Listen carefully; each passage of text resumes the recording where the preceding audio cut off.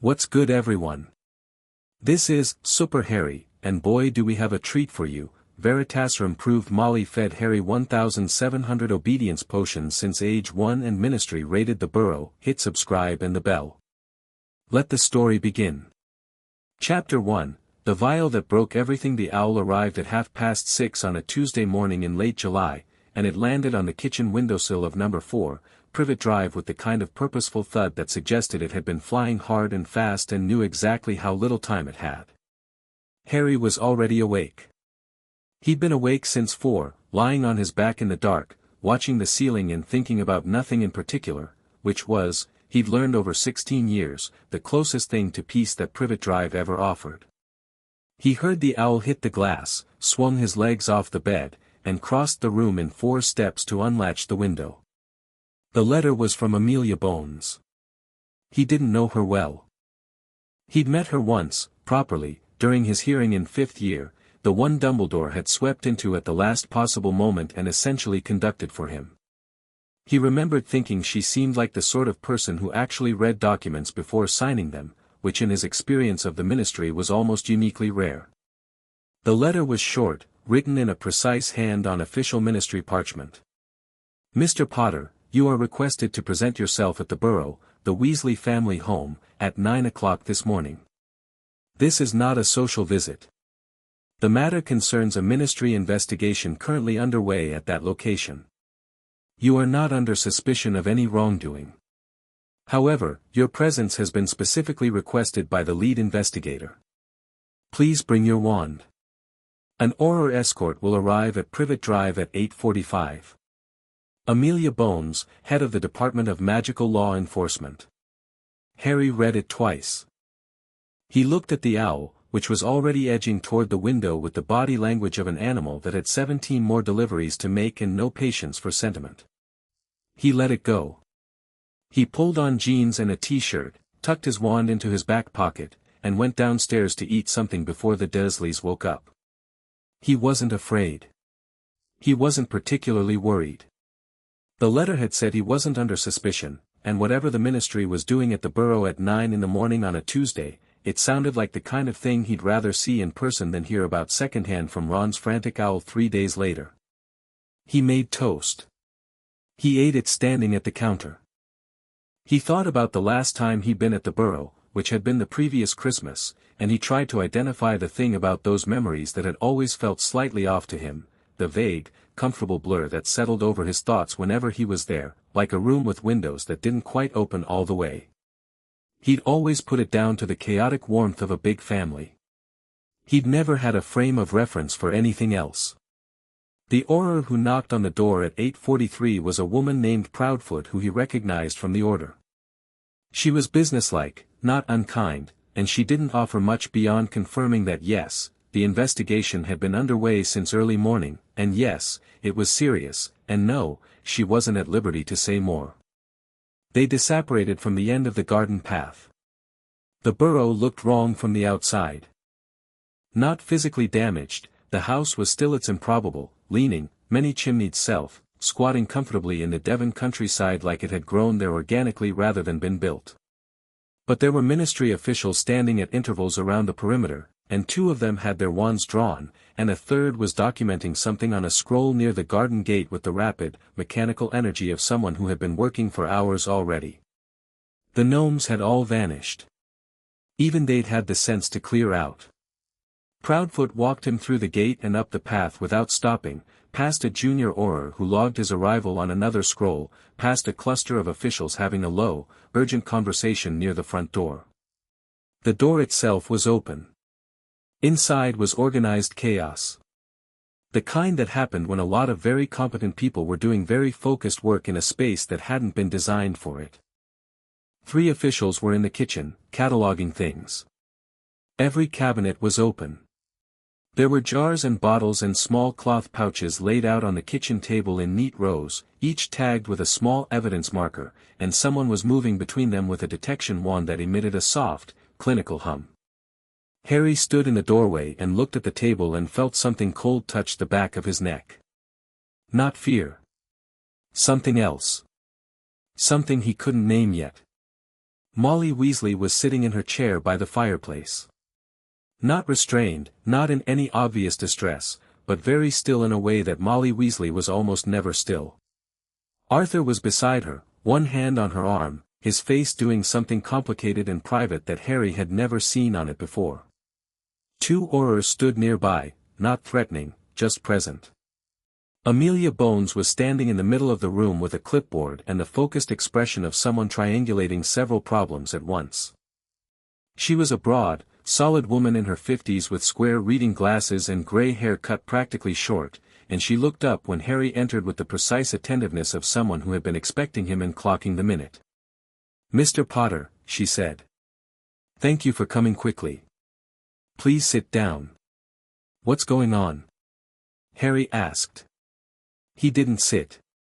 He looked at Molly, who looked back at him with an expression he couldn't read, which was strange, because he'd always been able to read Molly Weasley. She wore her emotions like a woman who'd never found any reason to hide them. "We received an anonymous tip 4 days ago regarding illegal potions manufacturing and distribution operating out of this location," Bones said, without preamble, without softening it. "We've been gathering substantiating evidence since then. This morning we executed a search warrant. What we've found has significantly expanded the scope of the investigation." She paused. "Where are the Weasley children? Do you know if any of them are currently here?" "Ron's here," Arthur said quietly. It was the first time he'd spoken, and his voice had a hollow quality to it, like something inside it had already been removed. "He arrived last night.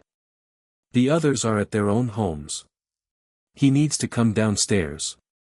Bones made a small gesture, and one of the Aurors near the stairs moved off to fetch him. Harry looked at the table again. At the neat rows of evidence-tagged items. Most of them he half recognized, the usual cluttered abundance of a magical household, potions, ingredients, and home remedies, and the various preparations Molly kept for a family of 9. But some of them he didn't recognize. Some of them were in small, identical glass vials with handwritten labels in Molly's careful script, and there were a lot of them, and the detection wand kept hovering over them with that soft, steady hum that he was increasingly sure was not a neutral sound. Ron came downstairs in pajama bottoms and a Chudley Cannon's shirt, looking like he'd been dragged from a deep sleep, which he had been. He stopped at the bottom of the stairs, took in the room, and went a particular shade of pale that Harry had only seen on him once before, at the Department of Mysteries. "Mum," he said. "Just that." Molly pressed her lips together. She looked at her son and then looked away toward the window, which was the only thing in the room she seemed capable of looking at for any sustained period. "Ron, please take a seat," Bones said. "Harry, I'm going to ask you something, and I need you to answer it honestly. When did you last eat or drink anything prepared specifically by Mrs. Weasley?" Harry blinked. "Yesterday morning. She sent a food parcel to Privet Drive. I had some of it last night." Bones made a note. "What did you have?" "Treacle tart and a flask of something. Tea or—" He stopped. He looked at her face. "It wasn't tea." "No," Bones said. "It wasn't." The room was very quiet. Outside, one of the ministry officials was calling something to another official, and somewhere down the lane a dog was barking, and those sounds came from a different world entirely. "What was it?" Harry asked. Bones set down her clipboard on the edge of the table and looked at him directly. "That's what I need to establish conclusively. And the most efficient way to do that is with Veritaserum, not to compel your answers, Mr. Potter, but because the serum has a specific diagnostic interaction with certain classes of potions compounds. If you've ingested something unusual, the Veritaserum will identify the class of compound." She held his gaze. "I want to be very clear that this is voluntary. You are not required to submit to this, and your refusal cannot be used against you in any proceeding." Harry looked at her for a moment. Then he looked at Molly, who was still looking at the window. Then he looked at Ron, who was looking at the floor. "Fine," Harry said. "Go ahead." It took about 3 minutes. One of the healers from the investigation team administered it, a young woman who explained each step before she did it, which Harry appreciated, and the Veritasium itself was administered in a very small dose, a single drop under the tongue, the standard diagnostic quantity. Harry felt the familiar cool flood of it, the sense of his thoughts becoming briefly crystalline and impersonal. The healer, her name was Okafor, she'd introduced herself, ran a diagnostic wand over him immediately. A standard sweep first, head to toe, the wand emitting gentle pulses of light. Then she shifted to a narrower, more focused scan, the wand moving slowly. Then she stopped. Her wand hand dropped a few inches. She looked at the readout the wand was producing, a stream of small, levitating symbols that Harry couldn't fully read, and her expression changed. "Senior Healer Okafor," Bones said, from across the room. Okafor looked up. "I need," she said carefully, "a second diagnostic wand and another healer in here right now, please." The second healer was a man named Price who arrived within 90 seconds from wherever he'd been working outside. He and Okafor conferred in low voices for a moment, then he ran his own diagnostic scan, and his expression did the same thing Okafor's had done, that specific transition from professional focus to something else, something quieter and more carefully controlled. Harry was watching all of this with the particular clarity of someone who has been given a small dose of Veritasium and whose thoughts are consequently stripped of the usual comfortable noise. The vials on the table. Molly not looking at him. Arthur's hollow voice. The way the detection wand had hummed over those specific bottles with such patient certainty. "Tell me," Harry said. Okafor looked at him, then at Bones. Bones gave her a single nod. "The Veritasium has reacted with existing compound residue in your bloodstream," Okafor said. Her voice was level but her hands were not entirely still. "This reaction it's well documented in forensic healing literature but rarely encountered in practice because the circumstance that produces it is rare. The Veritasium specifically interacts with long-term compliance compounds. Potions in the obedience-adjacent family, not a love potion, not a loyalty potion in the classical sense, but compounds that reduce critical resistance, moderate independent impulse, lower the threshold for suggestion. Given in sustained, low doses over a long period." "Over a long period," Harry repeated. "Yes." "How long?" Okafor glanced at her diagnostic wand's readout. Then she looked at Price, who was running calculations on a separate piece of parchment in a rapid hand. Then she looked back at Harry. "The compound residue suggests administration beginning in early infancy," she said. "The layering pattern, compliance potions leave a residue that accumulates in particular tissue, it's distinctive, it's how we can date it, the layering pattern is consistent with dosing beginning around age 1. The room was completely silent. "Age 1, Harry said. "Yes. And how many doses, total, would produce this level of compound residue?" Price looked up from his calculations. He looked like he wished he were somewhere else. "It's not an exact science," he said. "Tissue residue accumulates and metabolizes at variable rates depending on the specific formulation used, the size of the dose, the age and metabolism of the person, approximately," Harry said. Price looked at his parchment. He pressed his lips together. "Somewhere between 1,500 and 2,000 individual doses," he said. "The midpoint estimate would be around 1,700. Outside, the dog down the lane was still barking. Somewhere above them in the house, a clock ticked. The evidence markers on the vials on the table stood at their neat, orderly intervals. Harry turned and looked at Molly Weasley. She was no longer looking at the window. She was looking at him. And her face, he'd always been able to read Molly Weasley, he'd thought, an open book, a woman who wore everything on the surface. But what he was reading now was something he didn't have a name for yet, something composed of too many elements to separate cleanly. It wasn't guilt alone. It wasn't defiance alone. It wasn't grief or love or calculation. It was all of them, layered, and beneath all of it, something that looked almost like relief, which was the most disturbing thing of all. 1,700, Harry said, to Molly. Quietly. His voice was entirely steady. Ron made a sound that wasn't a word. Harry, Arthur began. Not yet, Harry said, still quietly, still looking at Molly. I need 1 minute. And he turned away from all of them and looked at the kitchen table, at the rows of vials, at the clean morning light coming through the window above the sink where Molly had washed so many dishes and fed so many people and kept such a thorough, comprehensive, lovingly maintained household. He looked at all of it and he let the Veritasium do what it did, strip away the comfortable noise, the familiar warmth, the instinct to soften and accommodate and understand, and he stood in the silence of his own completely clear mind, possibly for the first time ever, and he took stock. 1,700 doses. Since age 1. Not accidental. Not misguided. Not a few times during a crisis when she'd been afraid and had reached for the wrong solution. Since age 1, which meant before Hogwarts, which meant during the Dursleys, which meant she had somehow, he would find out how, later, he would find out every single thing, but later, she had somehow administered them even through all those years when he'd had almost no contact with the magical world. Which meant there had been a system. Which meant there had been people who knew. He thought about all the times at the Burrow when he'd felt that comfortable blur. The way he always seemed to agree with Molly's plans without quite deciding to. The way he'd felt a soft, vague resistance to things, ideas about his own independence, instincts about Dumbledore that he'd never quite followed through on, moments of anger or suspicion that had dissolved before they became anything.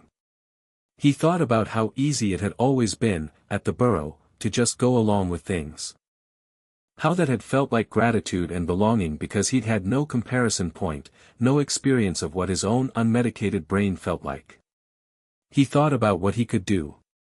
What he might have done, without 1,700 doses of something specifically formulated to round off his edges and sand down his instincts. He turned back around. Who else knew, he asked. Not of Molly. Of Bones. Bones had been watching him with the particular professional stillness of someone who has extensive experience with people receiving devastating information and has learned when to give them space and when to intervene. That's what the investigation will establish, she said. I'm asking for your current assessment. She studied him for a moment. The compounds are sophisticated, she said. Not something purchased. Brewed specifically. That requires either significant personal skill or a consistent, knowledgeable supplier. Given the timeline, starting in your infancy, we'll be looking at Dumbledore's network as a probable source. Ron made another sound. Arthur put his face in his hands. Molly said, it was never meant to hurt you. It was the first thing she'd said. Her voice was firm. Whatever she'd been working through while Harry had his back turned, she'd landed on something and was standing on it. You have to understand that. Everything I did was to keep you safe. To keep everyone safe. Dumbledore explained, he explained what you were going to face, and he said the most dangerous thing, the most likely thing to get you killed, was your own. She stopped. You always ran toward things. You always had so much power and so little caution, and he said if it wasn't moderated, he said that if I wasn't medicated, Harry said, I'd be a liability. He didn't phrase it that way. How did he phrase it? Her jaw was tight. He said you needed to be manageable. He said I needed to be manageable, Harry repeated. Very quietly. And you thought that was reasonable? I thought, she faltered for the first time. I thought it was what a mother would do. I thought of you as mine, Harry. I always did. Whatever else you think of me right now, that part was never, Mrs. Weasley, Bones said, with a precision and finality that was entirely kind and entirely unarguable. I'm going to ask you to stop speaking now. You don't have legal representation present, and anything further you say will be included in the investigation record. Molly closed her mouth. Arthur lowered his hands from his face. He looked at Harry with an expression that was stripped of every usual Arthur Weasley quality, the enthusiasm, the gentle absent-mindedness, the warm bumbling affection. There was nothing bumbling about his face right now. Harry, he said. I want you to know that I didn't, the extent of it, I didn't know the extent of it. But you knew something, Harry said. Arthur didn't answer immediately. Which was, Harry thought, an answer. Right, Harry said. He turned to Bones. What happens now? You'll come to St. Mungo's, she said. The healers need to do a full workup and begin flushing the remaining compound residue from your system. It'll take a few days. That process is also important for the evidentiary record. The medical documentation will be part of the case file. She paused. I also need to ask you, formally, whether you'd like to pursue charges. Yes, Harry said, without hesitation. Something shifted in the room. A subtle redistribution of weight. Against whom? Bones asked. Against whoever the investigation confirms was involved, Harry said. Start with what you have. Build it properly. I want it done right.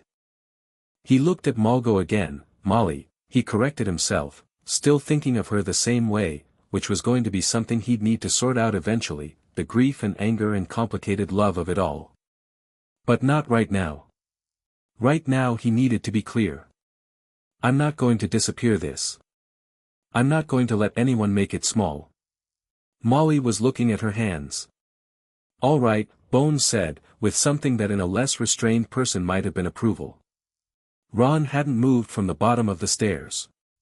He'd stood there through all of it, still in his Chudley Cannon's shirt, barefoot on the kitchen floor, and he looked wrecked in a very specific way, not the way of someone hearing news about someone else's tragedy, but the way of someone realizing something about his own life that he couldn't yet hold all at once. Harry looked at him, and Ron looked back. Did you know? Harry asked. Ron flinched like he'd been hit. No, he said. Harry, I know. And Harry believed him. Not because of the Veritaserum, which was already fading, but because he knew Ron Weasley and Ron Weasley could not lie to him with that face. Okay, Harry said. I didn't know, Ron said again, and his voice cracked on it. I believe you, Harry said. It's okay. It's not, it's really not okay, not about you, Harry said. I meant I believe you.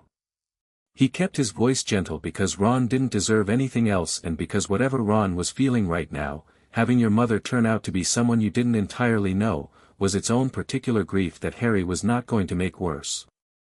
We can talk later. I need to go with the healers.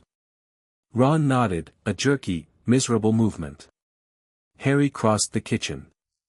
He paused at the table, looking at the vials, at the evidence markers. He picked up one of the markers, just the marker, not the vial, and turned it in his fingers for a moment.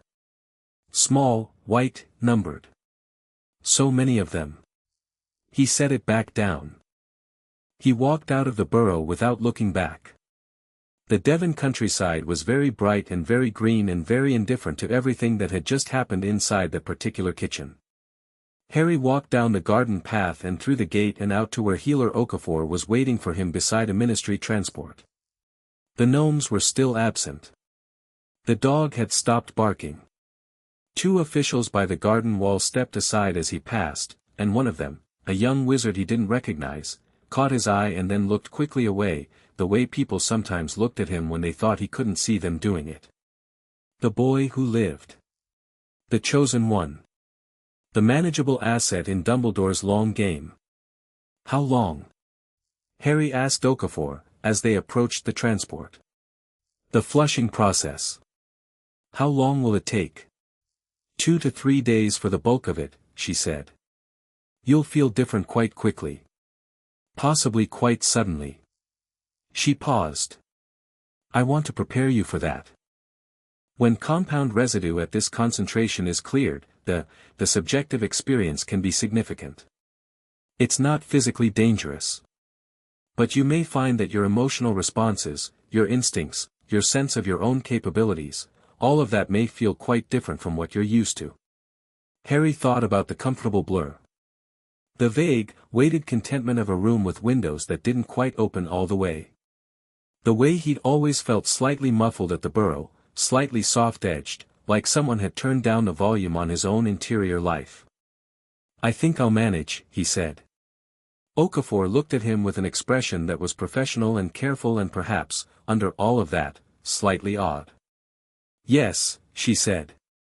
"I rather think you will." They stepped into the transport and it moved away from the burrow, down the lane, into the bright July morning, and Harry sat back in his seat and looked out the window at the passing fields and did not think about Dumbledore yet, and did not think about all the years yet, and did not think about what 1700 meant laid out across a life that he had lived and that had been lived for him, shaped and softened and redirected by people who had decided what he was allowed to be. He did not think about those things yet. He thought, instead, and with a clarity that was brand new and slightly vertiginous, about the future. About what it looked like now, not the future he'd been aimed at, the narrow corridor of sacrifice and managed heroism that everyone around him had been quietly constructing. The other one. The one that existed once you removed the walls. It was large. It was genuinely large. He watched the fields go by and he felt, beneath everything else, beneath all the devastation and the cold rage and the grief of it, a small and incandescent thing that he didn't have an immediate word for. It took him about 10 minutes to identify it. It was the feeling of a window, opened all the way.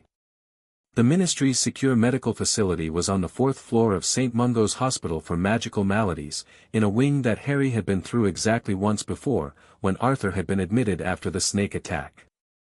The ward was quieter than the public areas, cleaner, with the particular institutional hush of a place where serious things were treated seriously.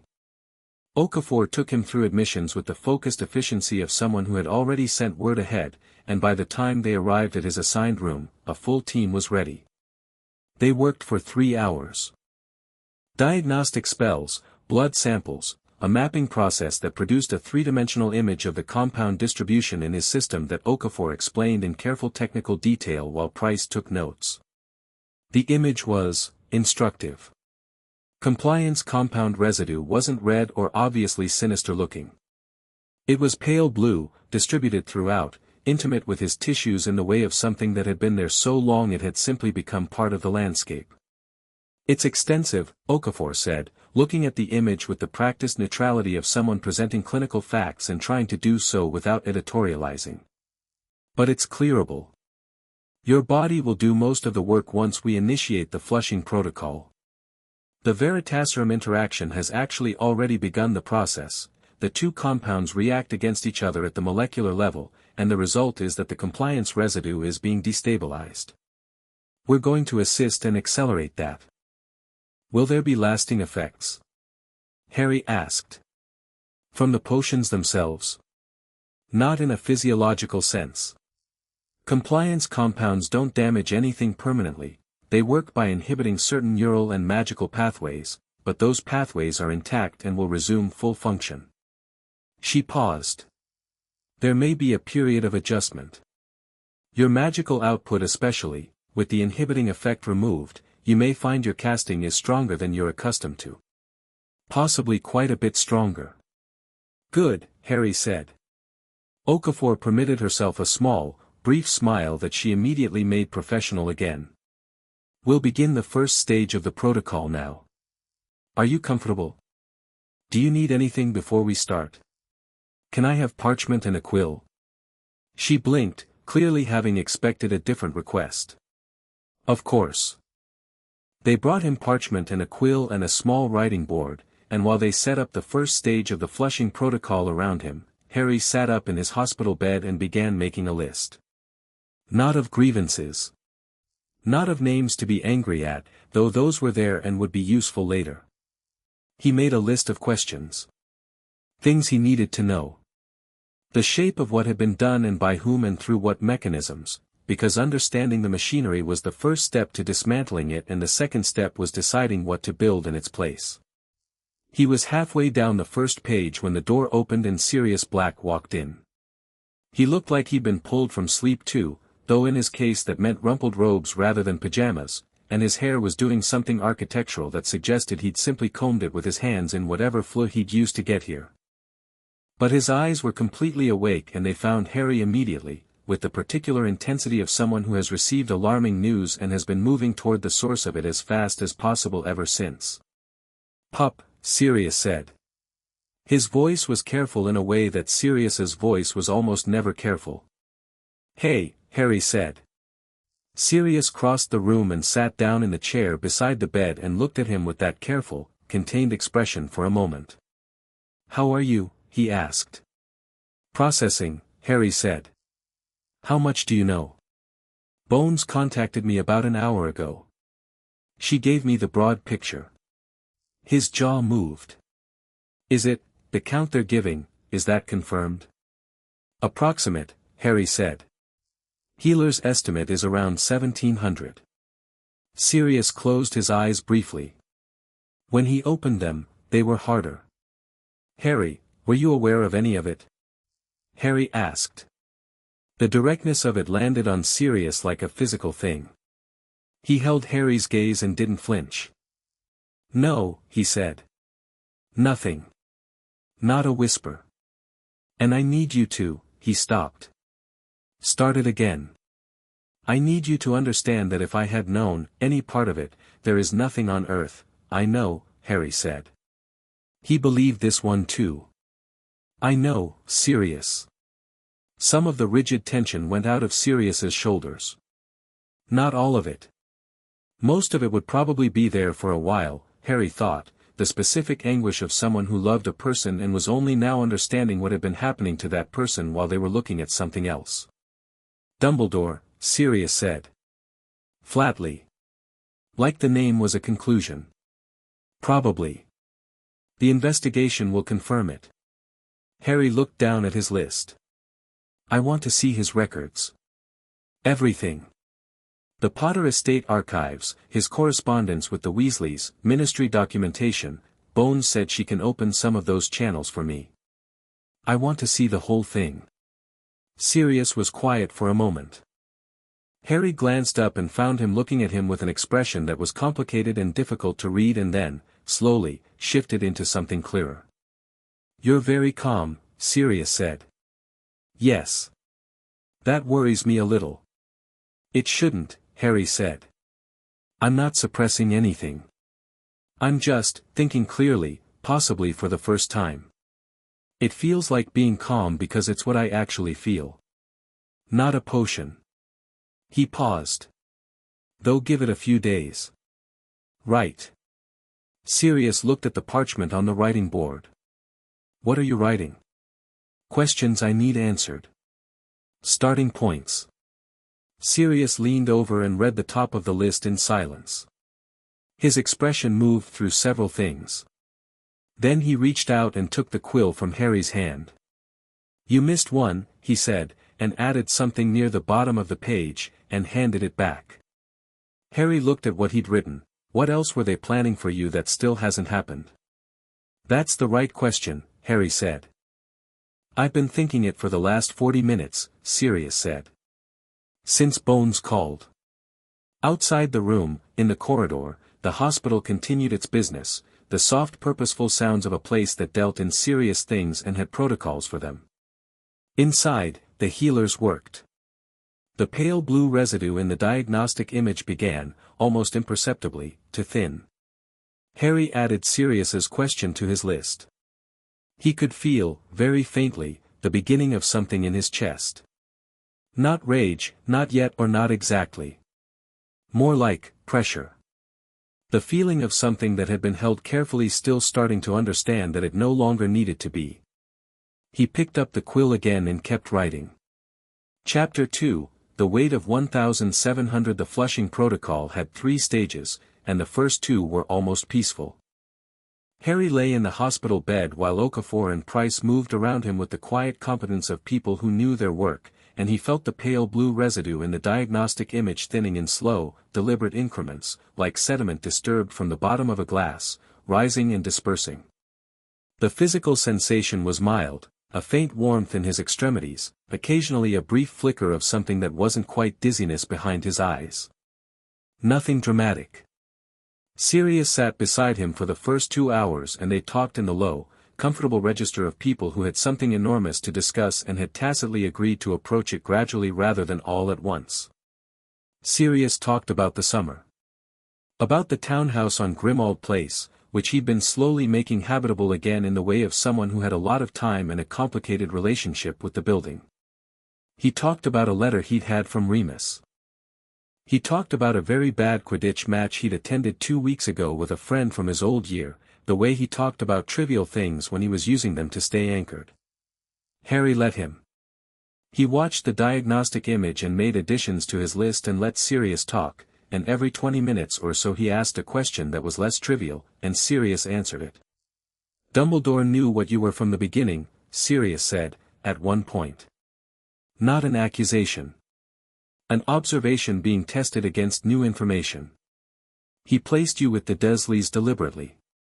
He said that much publicly, he's always framed it as the blood protection, your mother's sacrifice. Which was real, Harry said. The blood protection was real. Yes. But real doesn't mean complete. It doesn't mean it was the only reason. Sirius turned his wand over in his fingers, a habit Harry recognized from the months at Grimmauld Place. He could have placed you somewhere in the magical world with blood protection intact. There were options. He chose the Dursleys specifically. A household where you'd have no access to your own history, no awareness of your status, no ability to develop your magical abilities, and, he paused, easy access for someone with an existing connection to the household. Harry looked at him. Molly had someone at Privet Drive. That's what I'd want to find out, Sirius said. Because otherwise the administration during those years is logistically difficult. She couldn't owl you potions every day without the Dursleys noticing. Someone had to be local. Harry wrote that down. Local contact, Privet Drive, years 1 to 11. Confirm identity. Arabella Figg, he said, as he wrote it. Sirius went very still. She was always around, Harry said. The Dursleys used to send me there when they didn't want me underfoot. She'd give me tea and biscuits and show me photos of her cats. He kept writing, not looking up. I thought she was just a lonely old squib who liked having a child around. She's order, Sirius said. His voice had gone flat. She's been order since, she was placed in Little Whinging specifically to watch over you. Watch over, Harry said. Right. The silence had a particular quality. I don't know if she was involved in the potions, Sirius said. I want to be clear that I don't know that. But she knew what you were, Harry said. She was watching you for Dumbledore. She knew what was happening in that household. She sat you down in her living room and gave you tea.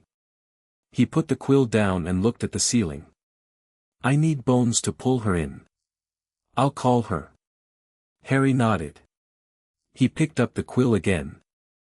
The diagnostic image above him showed the pale blue compound, still present but thinner now, the architecture of the inhibition becoming visible as it began to come apart. Here was the place where the critical resistance had been suppressed, here was the place where independent impulse had been moderated, here was where the threshold for suggestion had been kept carefully, reliably low. He looked at it and he was not devastated by it. He was interested in it the way he was interested in any problem that had a shape he could map. The third stage of the protocol began in the early afternoon, and it was different. Okafor had warned him. She had used the word significant and adjustment and quite a bit stronger with careful clinical precision, and Harry had processed those words and thought he understood them. He did not entirely understand them until the third stage began and his magic, which had been compressed and moderated and kept at a manageable low hum for 16 years, started to reassert itself. It didn't announce itself the way he might have expected, no dramatic surge, no explosive display. It was more intimate than that. It was like pressure releasing in his chest. Like hearing a frequency he hadn't known he'd been straining to hear. Like the difference between reading a page in dim light and reading it in full sun, same words, suddenly utterly different experience. He reached for his wand from the bedside table, reaching without thinking about it, the way you reach for something familiar, and the moment his fingers closed around it, every lamp in the room blazed white. Sirius shot upright in his chair. Okafor looked at the lamps. Then at Harry. Then at her diagnostic wand, which was producing a readout she seemed to be processing with great focus. That was involuntary, Harry said. I know, Okafor said. How much stronger? Sirius asked her. The inhibiting compound was calibrated to suppress approximately, she looked at her readout more carefully. Approximately 60 to 70% of his natural magical output. The room was quiet.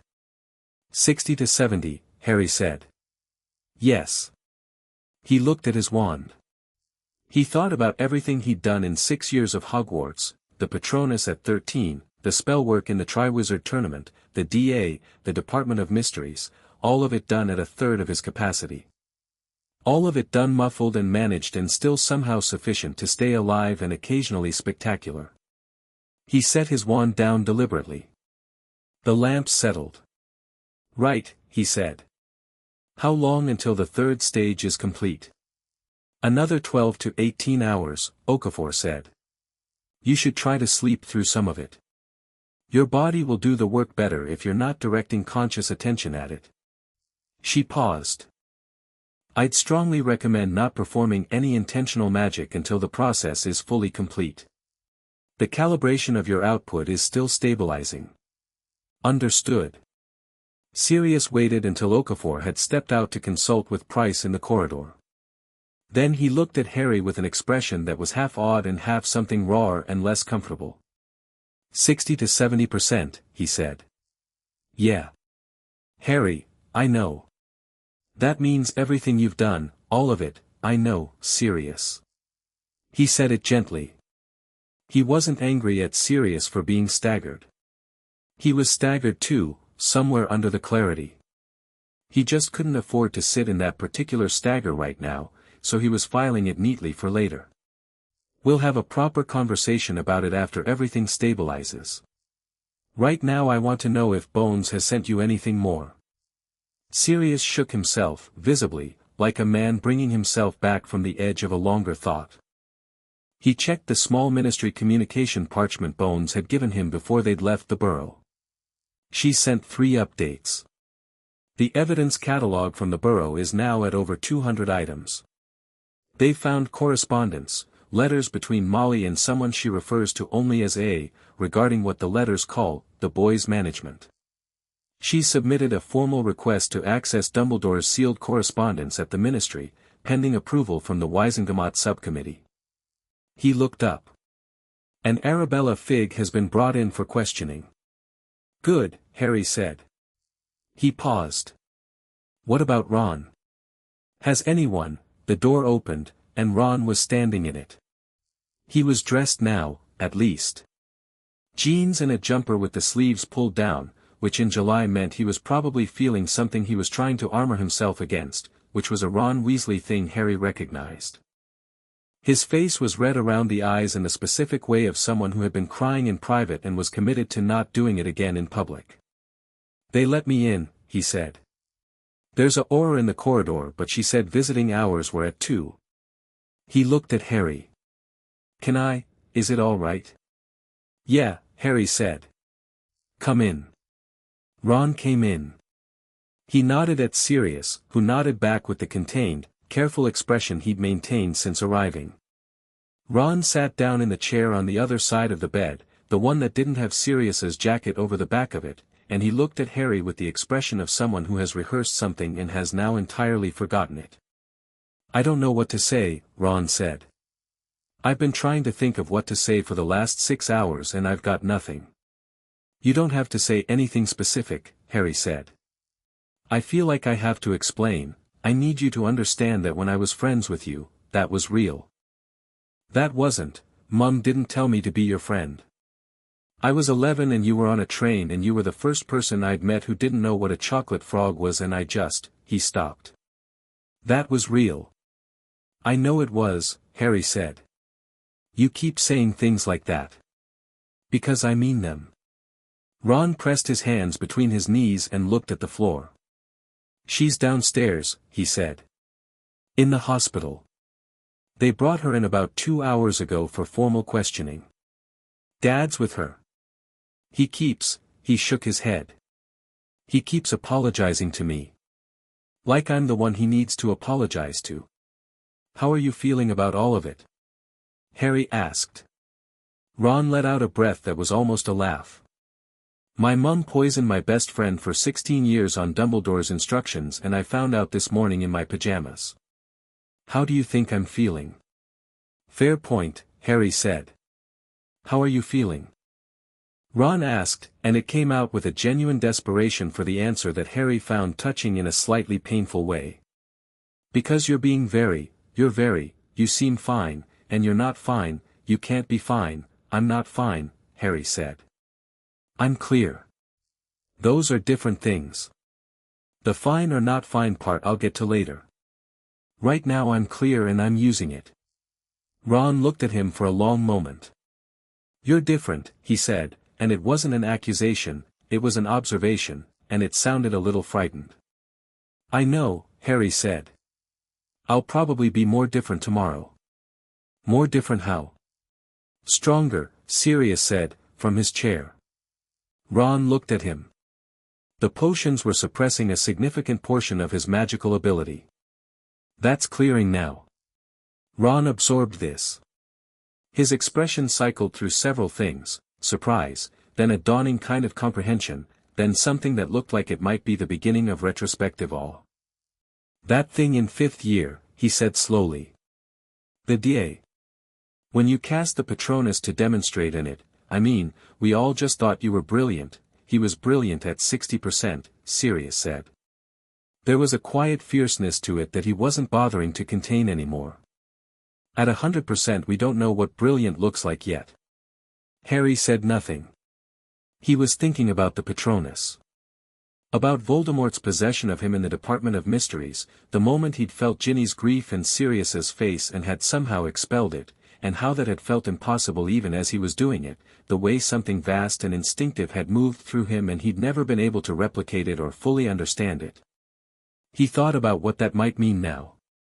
He thought about what the rest of the year was going to look like. Ron, he said. When your mum was questioned this morning, did she give anything up about who supplied her? Did she name anyone else? Ron stiffened. I wasn't in the room. But you heard things. A pause. She mentioned Dumbledore specifically. She said he'd initiated it, that she'd just continued what he'd started. She said there'd been someone at the Muggle end. She didn't say who. He looked at Harry carefully. She also said she was going to get a solicitor. Good, Harry said. She should. Ron blinked. You think that's good? I think the investigation needs to be thorough and I want everything done properly. If she's represented, it takes away any argument later that her statements were coerced. He looked at Ron steadily.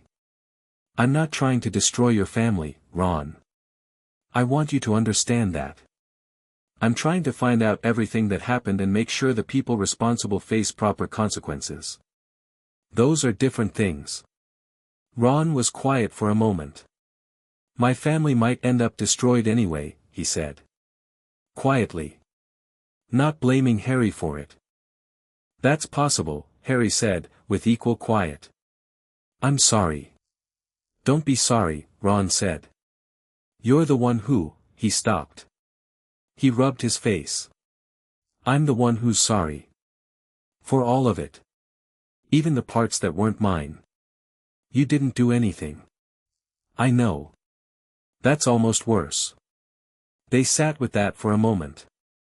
Outside the window the afternoon light was long and gold and completely indifferent, and somewhere below in the hospital's lower floors, Molly Weasley was sitting with a solicitor and her husband and all the elaborate architecture of justification she'd built over 16 years, and Harry let himself feel the grief of it for exactly as long as he could afford to, which was about 30 seconds, and then he folded it back up. There's something else, Hermione said from the doorway. Harry looked up. She was standing in the same spot Ron had been standing an hour ago, and she looked like she'd come from somewhere at speed, her hair was disordered in a way that had nothing to do with its usual independence, and she was carrying 3 books under one arm and a folder of parchment under the other, and her jaw was set in the specific way it got when she'd been doing research that had made her progressively more furious. "Come in," Harry said. "I went to the ministry library," she said, coming in and dropping the books on his bedside table with a controlled forcefulness that sent the glass of water nearby skating 2 inches.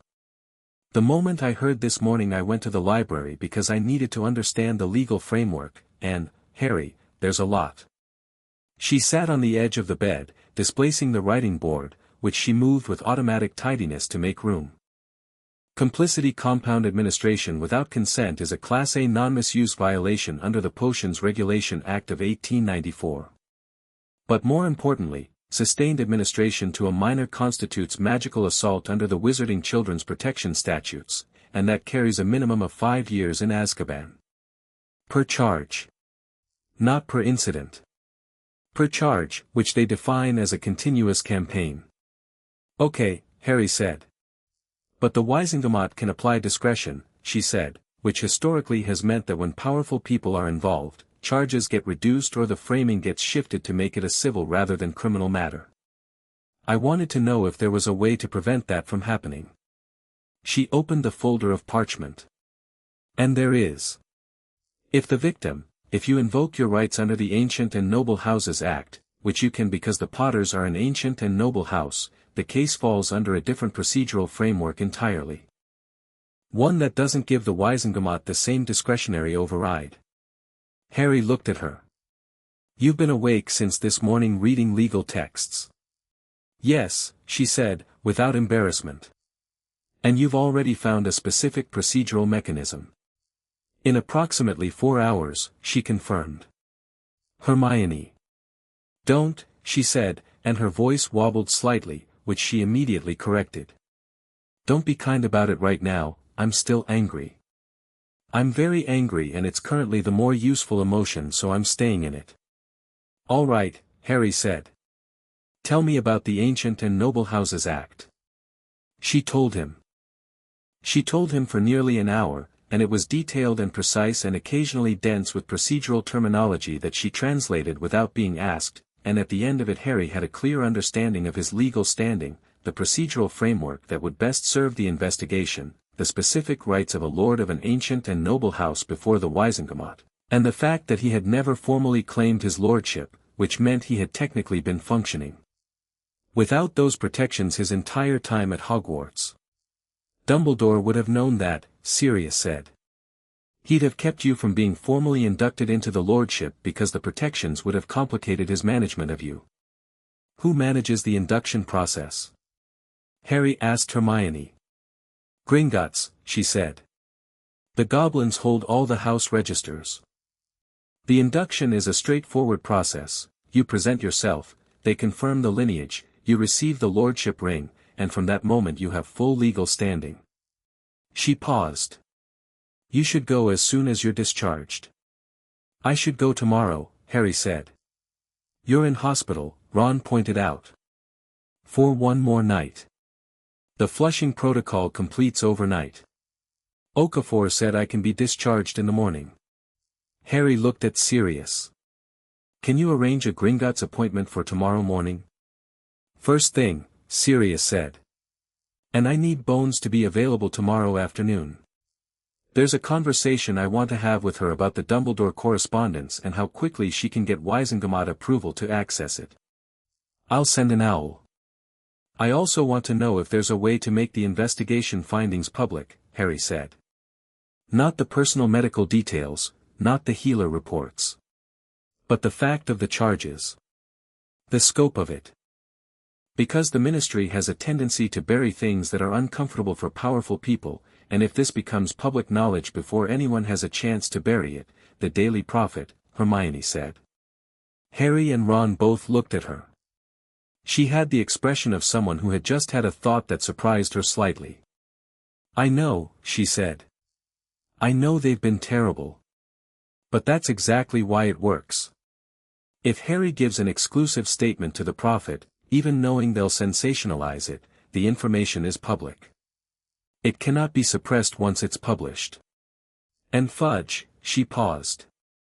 Well. Fudge is terrified of you now after last year. He won't interfere with a public investigation. I'm not giving a statement to Skeeter, Harry said. No. Not Skeeter. There's a journalist at the Prophet, Barnaby Lee, he's been covering the ministry reform beat since Fudge's public humiliation last year. He's careful. He's not Skeeter. She pulled a page from her folder. I looked him up while I was at the library. He broke the story about the Dementor misuse charges in June. Harry looked at the page she'd produced, which appeared to be a brief biography of the journalist in question compiled from various publication records with the thoroughness that Hermione brought to all research, including research conducted in emotional distress on 3 hours of sleep. All right, he said. Set up a meeting. The room had shifted gradually over the course of the afternoon. When Sirius had arrived it had been a hospital room with a patient in it. Now it was something else, a place where 4 people were building something, and the building had a particular purposeful momentum that felt, to Harry, both entirely new and entirely natural. Like a frequency he'd been straining to hear, suddenly audible. He thought about what Okafor had said about adjustment. About how his emotional responses and instincts and sense of his own capabilities might feel different. He looked at the 3 people around him, Sirius with his barely contained fury and his absolute loyalty, Hermione with her 4 hours of legal research and her useful anger, Ron with his wrecked face and his honest grief and the choice he was quietly making with every minute he stayed in the room, and he felt something straighten in his chest. I want to say something, he said. All 3 of them looked at him. This investigation is going to get complicated. It's probably going to get dangerous in different ways. Not physical danger, not immediately, but the kind of danger that comes from powerful institutions feeling threatened. There are going to be people who want this buried and people who were involved who haven't been identified yet and people who were following orders and genuinely believed they were doing the right thing, and all of that is going to create pressure. On me and on everyone around me. Silence. The afternoon light had shifted toward evening. I'm not going to step back from any of it, Harry said. I'm going to pursue every charge, access every document, and make sure every person who was involved is publicly accountable. I'm not doing that out of anger, though the anger is there. I'm doing it because the same systems that allowed this to happen to me are the systems that govern everyone, and if they're not held to account, they'll do it again to someone else. He paused. If any of you need to not be part of this, if it's too complicated with your family, Ron, or if the risk is too much, I will completely understand. No judgment. But I need to know now. Ron looked at Harry for a long time. His jaw worked. My mum did this, he said. To you. My mum, who I love, did this to you, who I also love, and if I step away from the investigation to protect her from consequences then I'm making the same choice she made, that her comfort matters more than what's right. He straightened slightly. I'm staying. Hermione looked at Harry as if the question hadn't even required consideration. Obviously, she said. Sirius leaned back in his chair and crossed his arms and looked at Harry with an expression that was complicated by 16 years of grief and guilt and love that had nowhere to go, and said, Kid. You couldn't get rid of me with a blasting curse. Harry nodded. He looked at the diagnostic image above his bed, where the pale blue compound residue was thinner now than it had ever been, the architecture of his long suppression coming apart at its careful seams. Good, he said. Then here's what we're doing tomorrow. He picked up the quill and flipped to a fresh page of parchment, and the lamp on his bedside table burned very steadily and very bright, and nobody mentioned that he hadn't touched it. He began to write. The list was longer this time. More concrete. Steps and names and questions and the specific shape of a plan forming out of the fog of a long, extraordinary day. Hermione read over his shoulder and added things with brisk authority. Sirius tracked the Bones communication parchment and relayed updates. Ron, after a moment of watching, leaned forward and said, what about the Gringotts meeting? You'll need someone who knows the Goblin protocols, and then proceeded to demonstrate that 6 years of growing up adjacent to a ministry employee had given him a more thorough working knowledge of wizarding institutional processes than anyone had previously given him credit for. They worked until visiting hours ended and the Auror knocked on the door. Hermione gathered her books. Ron stood up and looked at Harry with the expression of someone who had spent a day coming to terms with something and had arrived somewhere livable. "Will you be all right tonight?" he asked. "Yes," Harry said. "The healers are here. It's fine." "Right." Ron moved toward the door. Paused. "Harry, when all of this is done, when it's over, are we still?" He couldn't quite finish the sentence. "Yes," Harry said. "We're still." Ron nodded. He left. Sirius lingered. He stood by the door after the others had gone and looked at Harry with the expression he'd been using all day, the one that was carefully containing something enormous. "Get some sleep," Harry said. "I'll be back first thing." "I know. Harry." Sirius stopped. Started again. James would be, he stopped again, longer this time. "I don't have the right word. I've been trying to find it all day. Furious doesn't cover it. Proud doesn't cover it either." He shook his head. "Both, I suppose. Enormously both." Harry looked at him for a moment. Then he said, "Tell me something about him." "Not a great story. Just something ordinary. Something he did on a regular Tuesday." Sirius blinked, caught off guard by the request. Then something in his face settled. "He used to hum when he was writing," he said. "Didn't know he was doing it. Drove Remus mental. Off-key, inconsistent, no particular tune, just this constant low noise whenever his mind was on something." He paused. "I noticed you hum sometimes. Did you know?" Harry thought about it. He didn't know. "No," he said. "You do," Sirius said. "Since you were old enough to sit up. Lily mentioned it in a letter." He cleared his throat. "Get some sleep." He left. Harry lay back in the hospital bed and looked at the diagnostic image and listened to the hospital settle into its nighttime rhythms, the muted sounds of healers on rounds, somewhere down the corridor a low conversation, the distant particular hush of a large building at night full of people in various stages of recovery. The pale blue compound residue was very thin now.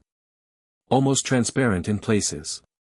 He lay in the quiet and he hummed, without knowing he was doing it, no particular tune. And in the morning, he was going to Gringotts. And the day after that, and the day after that, and all the days after that. He thought about windows, and what they looked like opened all the way, and what kind of view came with them when nobody had chosen the view for you. He closed his eyes. He slept. Okafor woke him at 6 to run the final diagnostic. He sat up and watched the image form above his bed, watched the pale blue resolve into something thin enough to be translucent, present but no longer architectural, no longer a structure but a residue, and even that residue already metabolizing. "That's effectively complete," she said, with the quiet satisfaction of a healer watching a successful outcome. "There'll be trace amounts clearing over the next few weeks, but those won't have any functional effect. Your inhibition pathways are fully restored." She paused, running the diagnostic wand slowly. "Your baseline magical output is," she checked the readout. Checked it again. "It's quite extraordinary, Mr. Potter." "Good," Harry said. "The discharge paperwork will take about an hour," she said. "Is there anyone coming for you?"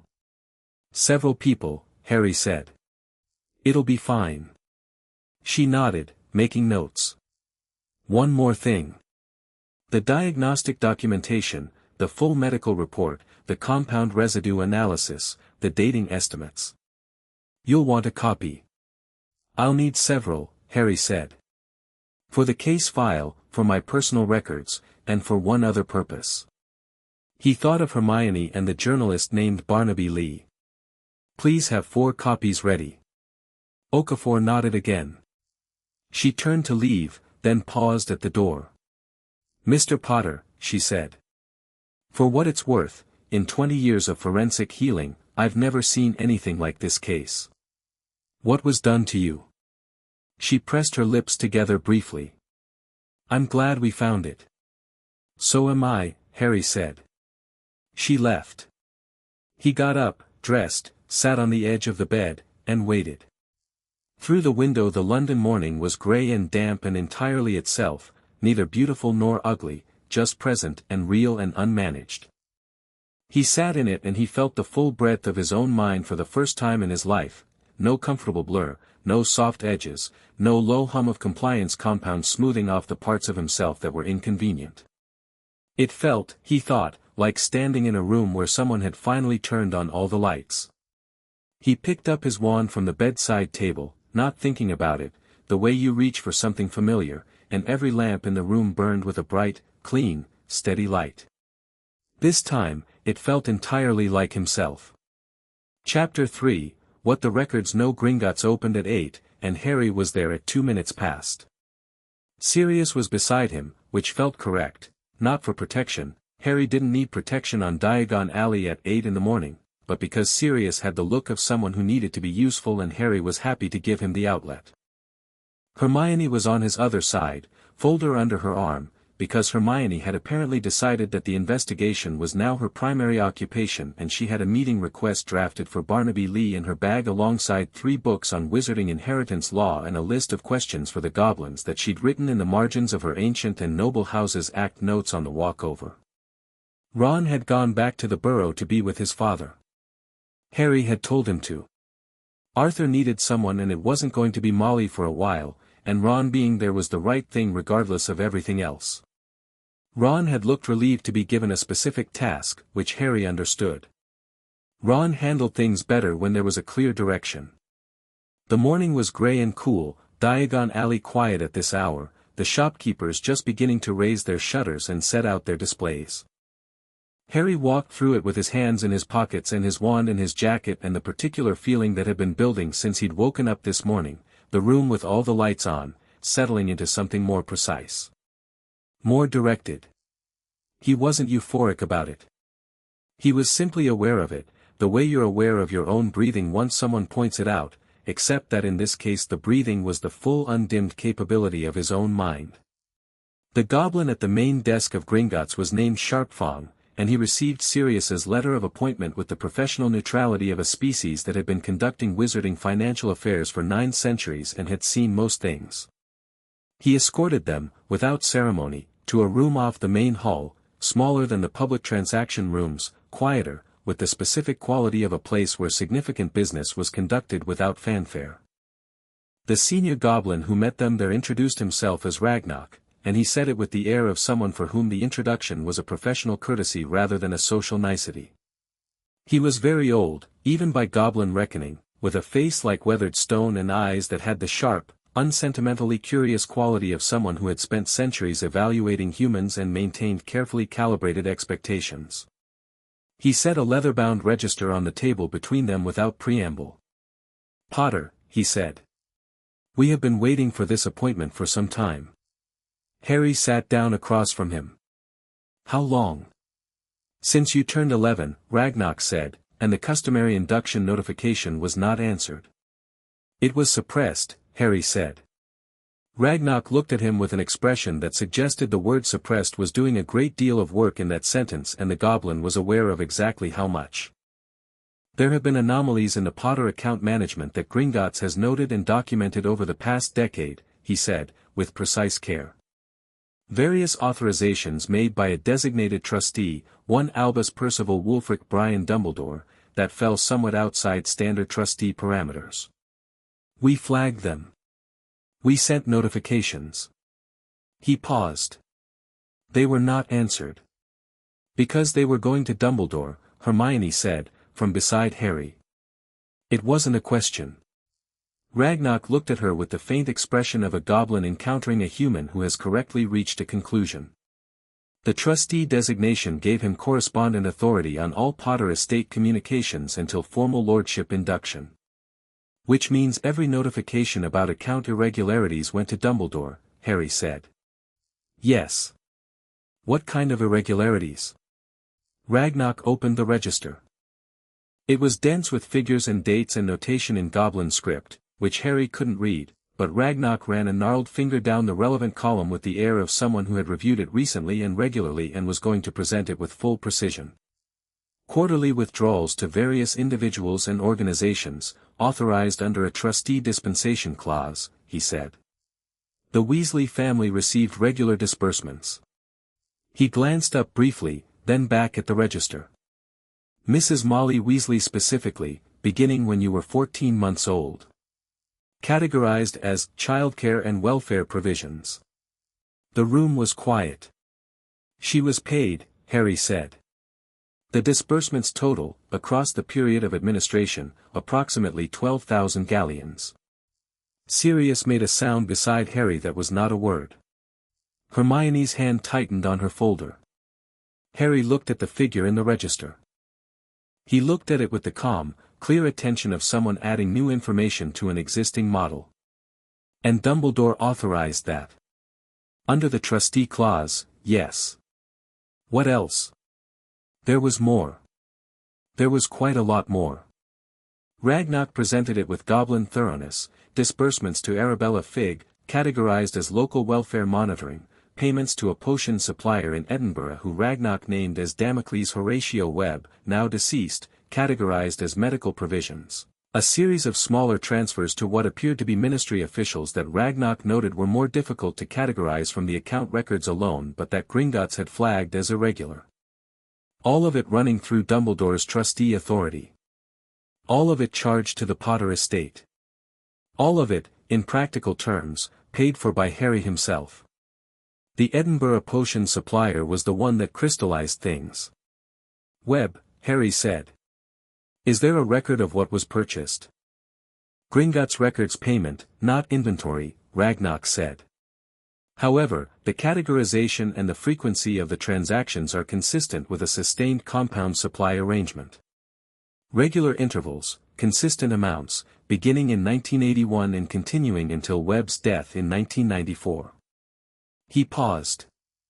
After 1994, the potions disbursements shifted to a different account structure. Smaller amounts, less regular. More consistent with a domestic production model. She started making them herself, Hermione said. Her voice was quiet and very controlled. After the supply chain died, Harry said. Literally. Webb had died in 1994, and Molly had picked up the production. He thought about what Okafor had said, the compound was sophisticated, not something purchased, and then he thought about what it meant that Molly had learned to brew it herself rather than simply stopping when the supplier died. He filed that thought carefully. I want full access to the Potter estate records, Harry said to Ragnarok. Everything Dumbledore touched, every disbursement, every authorization. I want it all. Ragnarok looked at him steadily. For that, you need to be inducted. Then let's do it. The induction was not ceremonial in the Hollywood sense, no dramatic flourishes, no thunderclap of magic, no assembled witnesses. It was the precise, contract-oriented ritual of a species that treated legal process with more seriousness than any human institution Harry had encountered. Ragnarok produced the lordship ring from a locked box, plain platinum, set with a single dark stone, and walked Harry through the inheritance confirmation, which required him to press his palm to a document that verified his lineage through a brief, warm pulse of magic, and then to formally state his acceptance of the House of Potter and all associated rights and responsibilities. Harry said the words clearly and without hesitation, and the ring settled onto his right index finger with a solidity that felt like something clicking into place that had been misaligned for years. Ragnarok looked at his hand. Then he looked at Harry's face. Whatever he saw there seemed to satisfy him. Lord Potter, he said, with the precise, exact weight of a goblin who used titles only when they were precisely and exactly accurate. The full estate records will be prepared for your review. I would suggest, and here his tone shifted, the smallest degree, towards something that was not warmth but was its structural equivalent, that you also review the correspondence files. Gringotts maintains copies of all official communications received and sent through the estate account. Including communications we were not the intended recipient of, but which passed through the trustee channel. Harry looked at him. You copied Dumbledore's correspondence. Gringotts protects its clients, Ragnarok said. That includes clients who are not yet aware they are in need of protection. He produced a second, much thicker folder, and set it on the table. Harry reached for it. The documents inside were organized chronologically, beginning in November 1981. The earliest was a letter from Dumbledore to Molly Weasley, dated 3 weeks after Harry's parents had died, and Harry read the first paragraph and understood several things at once. Dear Molly, the situation regarding the boy is as we discussed. The preliminary measures have been arranged through Webb and the first administration confirmed successful. It is important that you understand the necessity of consistency here. Irregular dosing will produce irregular compliance and will be noticeable.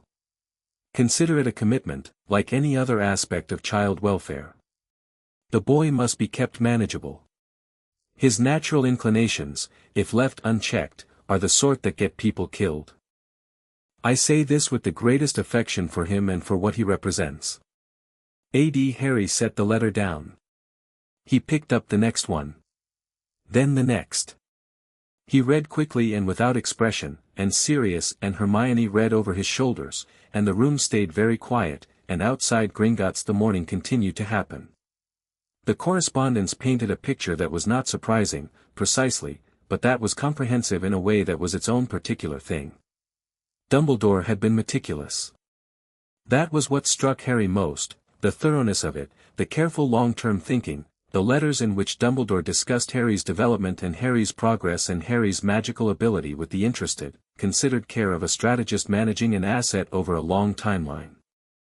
There was genuine affection in some of them, which was almost worse than if there had been none, the letters where Dumbledore said the boy shows remarkable spirit or I am told he is thriving or, once, in a letter from 1993, he reminds me in the best possible ways of James, which makes what we're doing simultaneously harder and more necessary. The love was real, in its way. It had simply never been allowed to interfere with the management. Molly's replies were fewer, she wrote less frequently, sent shorter letters, but they were consistent. Everything continues smoothly. He spent the holidays with us and seemed content. Arthur is still, this crossed out and replaced with, the arrangement remains in place and functioning. Several letters in which she detailed the dosing schedule with a precise clinical language that sat strangely against the warmth of everything Harry had ever known her to be. One letter, from 1995, that said, he started to ask questions I'm not sure how to answer. Questions about Dumbledore specifically, about why certain decisions were made without consulting him. The current preparation may need to be adjusted, I wonder if the formulation is losing potency as he gets older. Can you advise? Dumbledore's reply to that one was brief, increase the dosage by 1/4 for the next 2 months and monitor. If adjustment persists beyond that, we may need to revisit the formulation. But I believe this is a developmental phase and will resolve. The boy is fundamentally cooperative. Fundamentally cooperative. Because they had made him that way. Harry set the last letter down and sat back in his chair. Harry, Hermione said. Her voice was careful. I'm fine, he said. You've been reading for 2 hours.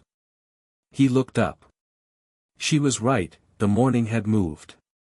The grey light through the high Gringotts windows had shifted towards something brighter.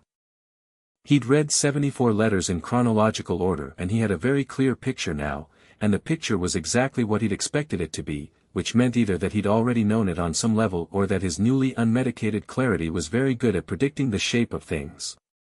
Possibly both. He looked at Ragnarok, who had been present throughout and who had the particular quality of someone who had witnessed this kind of revelation before and had developed a protocol for it. I want these copied, Harry said. Full set. For copies, same as the medical documents. I want Gringotts to retain the originals as evidence of record. He paused. I also want a full accounting of every galleon that left the Potter estate under Dumbledore's trustee authorization. Itemized. It will take several hours to prepare, Ragnock said. That's fine. I have another meeting this afternoon. He looked at the platinum ring on his finger. It sat with that solid, clicked into place quality. One more thing. Are there other assets associated with the Potter estate that Dumbledore didn't have trustee access to? Things he couldn't touch. Ragnock permitted himself something that was not quite a smile but occupied the same general space. The Potter vault is the primary asset, and the trustee had access. However, the Potter properties, 3 residential properties registered in the estate, are held under a separate deed instrument that requires direct owner authorization. They could not be transferred, sold, or modified under the trustee designation. He produced a third document from somewhere that had not been visible until now. The properties include the primary family residence in Godric's Hollow, which was destroyed in 1981 and has been in a state of legal suspension since. A second property in the Scottish Highlands. And a third property in London, a townhouse in an area known to the wizarding community as Godric's Hollow is destroyed, Harry said. What's the condition of the Scottish property? Habitable. Unoccupied since 1981.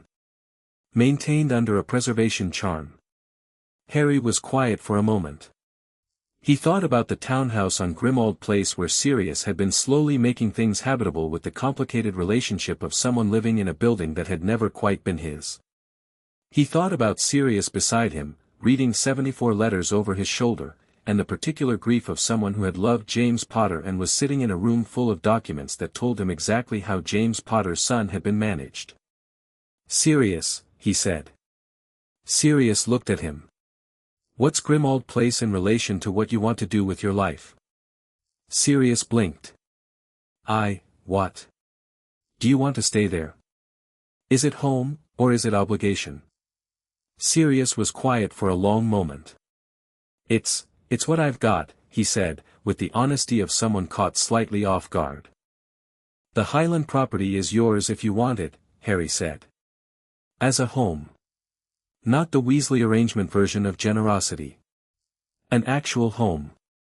We can sort the legal transfer when the estate is fully regularized. He looked at Ragnock. Can we add that to the list? Ragnock made a note with the efficiency of a goblin who approved of decisive action. Of course, Lord Potter. Sirius was looking at Harry with an expression that Harry couldn't entirely categorize. Harry, don't, Harry said, the same way Hermione had said it to him in the hospital room. It's the right thing and you know it. Sirius closed his mouth. Opened it again. Closed it. Settled for something that was not quite professional composure but was doing its best. They emerged from Gringotts at 10:20 into a Diagon alley that had woken up properly while they were underground. Harry stood on the marble steps with Sirius on one side and Hermione on the other, and the ring sat solid on his finger, and he had 4 copies of 74 letters in a folder under his arm, and somewhere in the Ministry of Magic, Amelia Bones was waiting for his call. Where next? Hermione asked. Owl Bones, Harry said. Tell her 2 o'clock. He walked down the steps into the morning. The Ministry of Magic at 2 in the afternoon had a different energy from its morning self. The great atrium was past its peak flow of arriving workers and into the purposeful midday rhythm of an institution conducting its business. Harry walked through the golden gates with Hermione. Sirius had gone ahead to confirm the appointment, and he noticed the particular phenomenon that was the atrium of the Ministry of Magic when Harry Potter walked through it. The micropauses. The quick looks. The way conversations nearby dropped a register without quite stopping. He'd noticed it for years, the weight of being recognized in public spaces, and he'd always found it uncomfortable in a muffled, accommodating way that had never quite resolved into anything more direct. Now he noticed it differently. He noticed it and simply moved through it, the way you move through weather.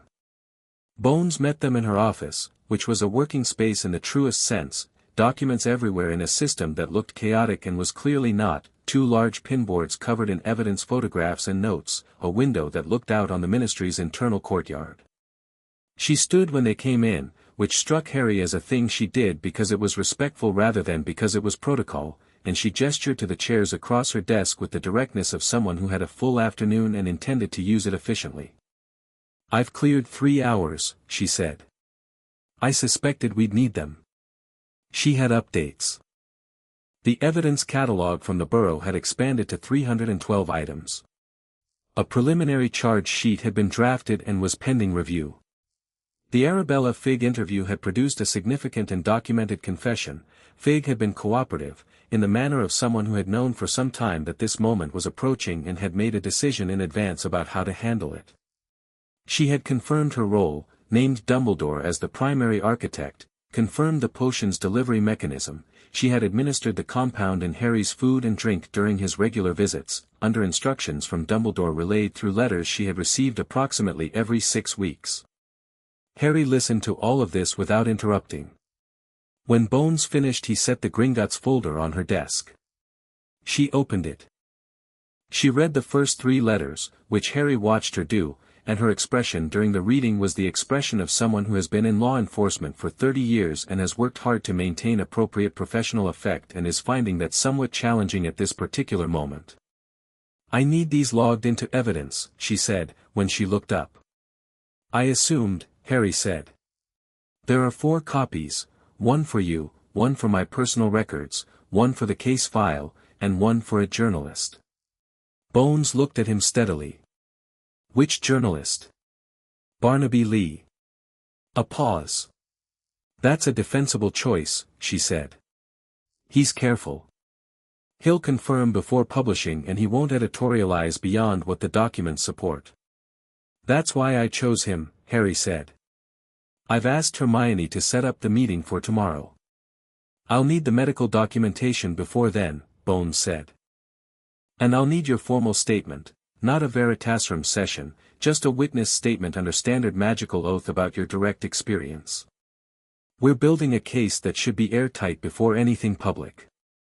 The charges against Mrs. Weasley are significant enough to require the evidentiary record to be complete." "Just Molly?" Harry asked. Bones looked at him. "The scope is broader, yes. The challenge is that the primary architect, Dumbledore, is conveniently unavailable to face charges."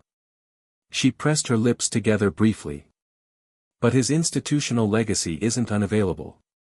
There are decisions made by Dumbledore in his capacity as Hogwarts headmaster and as chief warlock of the Wizengamot that can be challenged and overturned.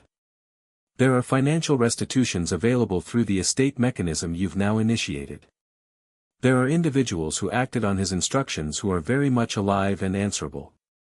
She set down the folder. "Figg will cooperate in exchange for consideration on her sentencing. She's named 3 additional individuals she believes were aware of the arrangement. We're pulling them in." "Who are they?" Hermione asked. Bones glanced between Hermione and Harry with the expression of someone calibrating disclosure levels.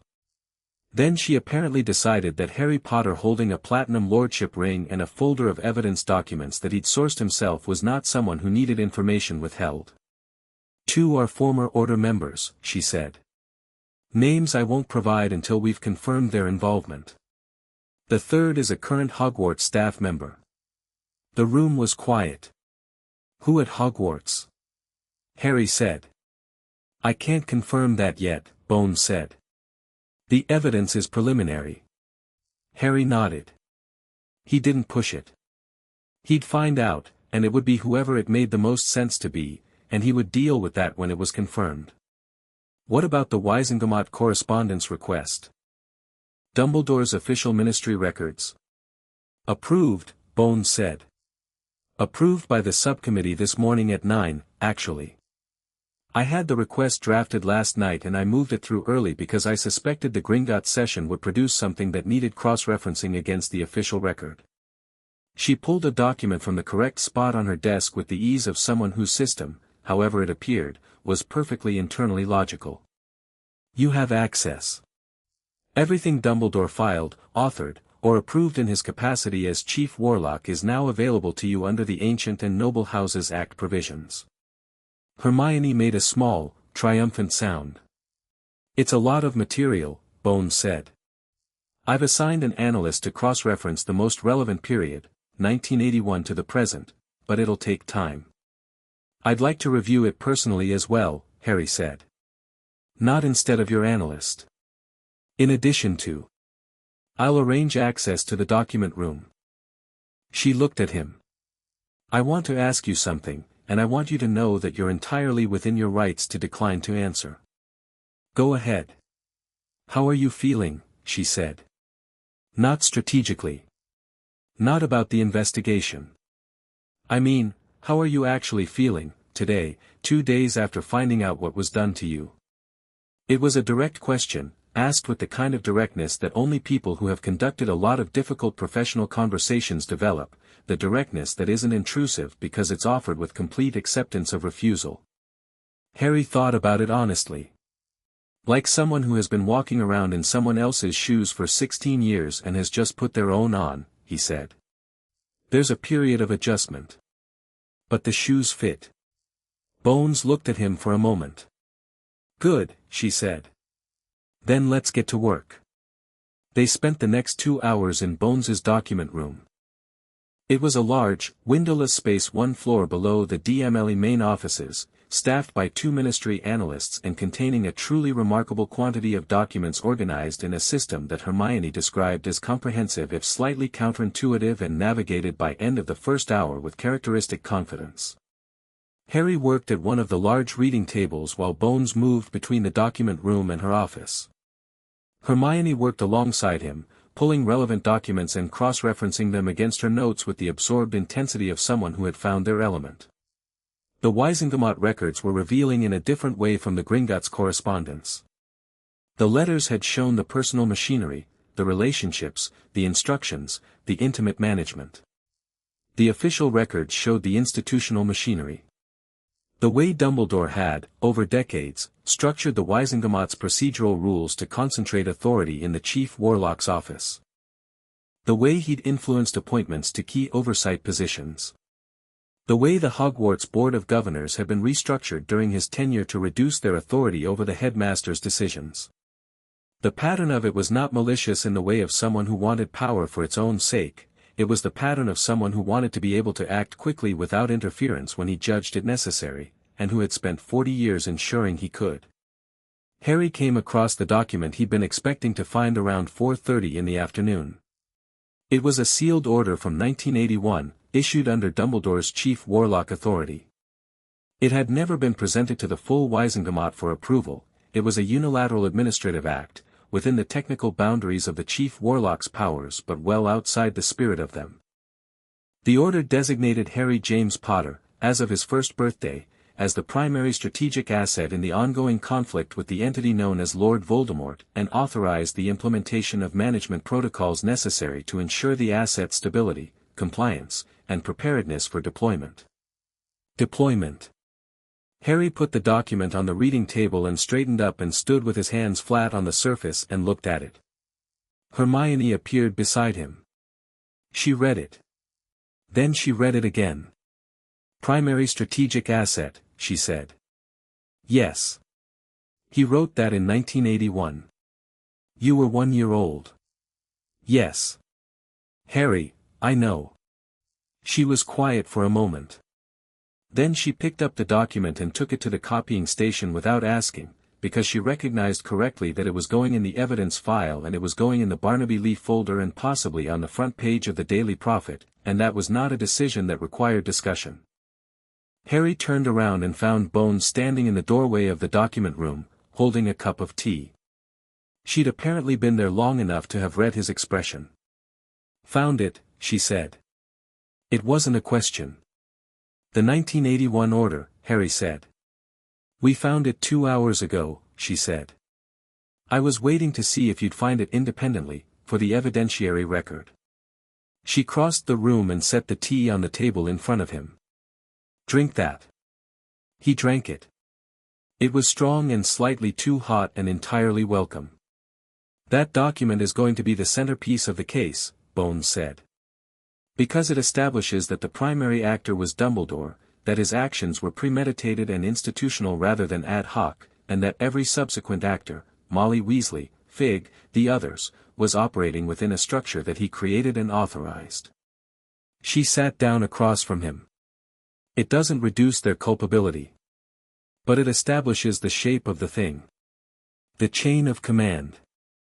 I want Dumbledore's legacy in front of the Wizengamot, Harry said. Not just a filing. I want a formal hearing. Everything he did that touched institutional authority, the chief warlock powers, the Hogwarts governance, I want it reviewed and the findings published. Bones studied him. That's an ambitious scope. Is it achievable? With your standing as Lord Potter and the evidentiary record you now have? She considered. Yes. It'll take time. It'll generate opposition from people who built their careers in his wake and don't want the foundation examined. But yes, it's achievable. She paused. You're not planning to let this be a quiet settlement? No, Harry said. Good, Bones said, for the second time that afternoon. She said it the same way both times, not with approval exactly, but with the tone of someone who has spent a career fighting institutional resistance and is relieved to encounter someone who shares the view that it should be fought. Harry looked at the copying station where Hermione was working through a stack of documents with focused efficiency, her quill moving in rapid annotation. He thought about the journalist meeting tomorrow. The formal statement. The charge sheet.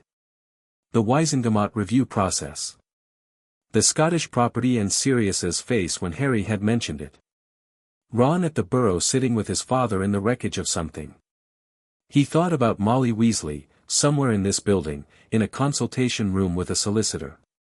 He let himself feel the full weight of her, of all those years at the Burrow, the food and the warmth and the Weasley sweaters at Christmas and the genuine love that had been in all of it alongside the compound and the management and the 12,000 galleons from his own family vault. He held all of it at once without flinching. The love was real and the betrayal was real and both of those things were true simultaneously, which was one of the harder human experiences, and he was not going to pretend it was simple. He thought about the word Dumbledore had used. Deployment. He was 16 years old and he had been designated a strategic asset at age 1 and managed accordingly for 15 of the years that followed, and he was sitting in a ministry document room with a lordship ring on his finger and 74 letters in evidence and a 2-hour meeting with one of the most effective law enforcement officials in Britain behind him, and tomorrow he was going to speak to a journalist, and the day after that the formal statement, and the day after that the Wizengamot access. He did not feel managed. He felt, with absolute clarity, like someone who had just read the blueprint of a cage they'd been kept in, and had the architectural knowledge to dismantle it stone by stone, and the time and the tools and the absolute unequivocal intention to do so. I'll need the document room access extended, he said to Bones. Tomorrow morning, before the journalist meeting. Done, she said. And I'll need an appointment with the Wizengamot Records Division to formally register the review request. Thursday works. I'll have my assistant book it. Thank you, Harry said. He meant it without ceremony. For all of this. For not letting it be buried when you got that tip. Bones looked at him. You know what the tip said, she asked. He shook his head. It said, search the Burrow. Test everything. Don't let anyone talk you out of it. That was the entire message. No signature. Anonymous old to my personal office address, not the public one. She paused. I have a guess about who sent it, but I can't confirm it. Harry thought about this. He thought about who might have known, or suspected, and had the specific combination of access and conscience to send that message to the right person. He had a guess too. Luna Lovegood, he said. Bones looked at him with an expression that confirmed it without confirming it. As I said. Can't be confirmed. Harry sat with that for a moment. Luna, who had always looked at him in that serene, slightly sideways way of someone who saw things others didn't. Luna, who had never treated him like a project or an asset or a manageable thing. Who had just sat beside him at meals and in the DA and on Thestrals and said exactly what she thought and treated his perceptions as entirely valid. He was going to buy her a very good birthday present. All right, he said. Thursday for the Weisengamot appointment.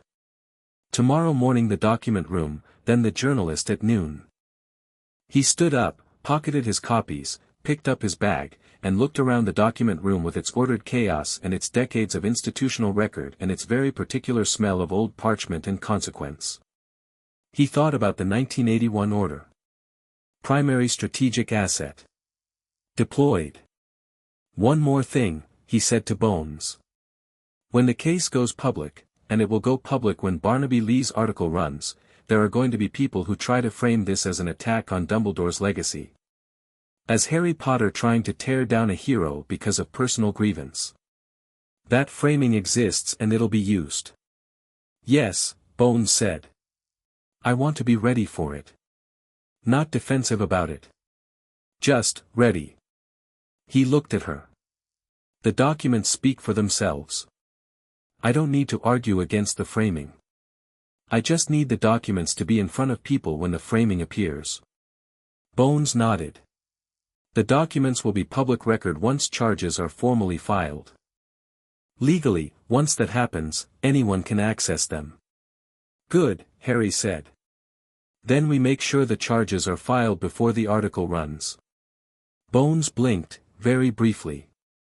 Then she said, yes. That's exactly right.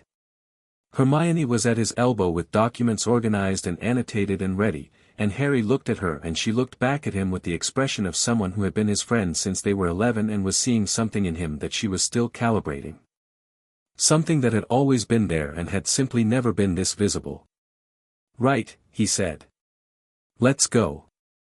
They walked out through the ministry atrium at 6 in the evening, and the golden fountain at the center was doing its usual hopeful thing, and Harry walked past it without slowing. The ring on his finger caught the light as he passed through the golden gates and out into the London evening, and he didn't look back. He had a statement to draft, and a journalist to meet, and a cage to dismantle, and all the time in the world to do it. Chapter 4, The Reckoning at the Burrow. Ron sent an owl Thursday morning.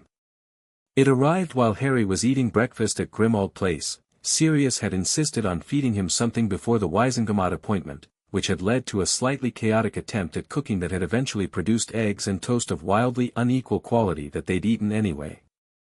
The owl was Ron's battered school bird, and the message was short. Mum wants to see you. Not officially. No solicitor, no ministry people. Just her and you and Dad and me. I'm not asking you to come. I'm just passing it on. She asked me to. Our Harry read it, set it down, ate a piece of toast, and read it again. Ron? Sirius asked, from across the table. Molly wants a meeting, Harry said. Unofficial. Sirius's expression moved through several things in quick succession. You don't have to. I know.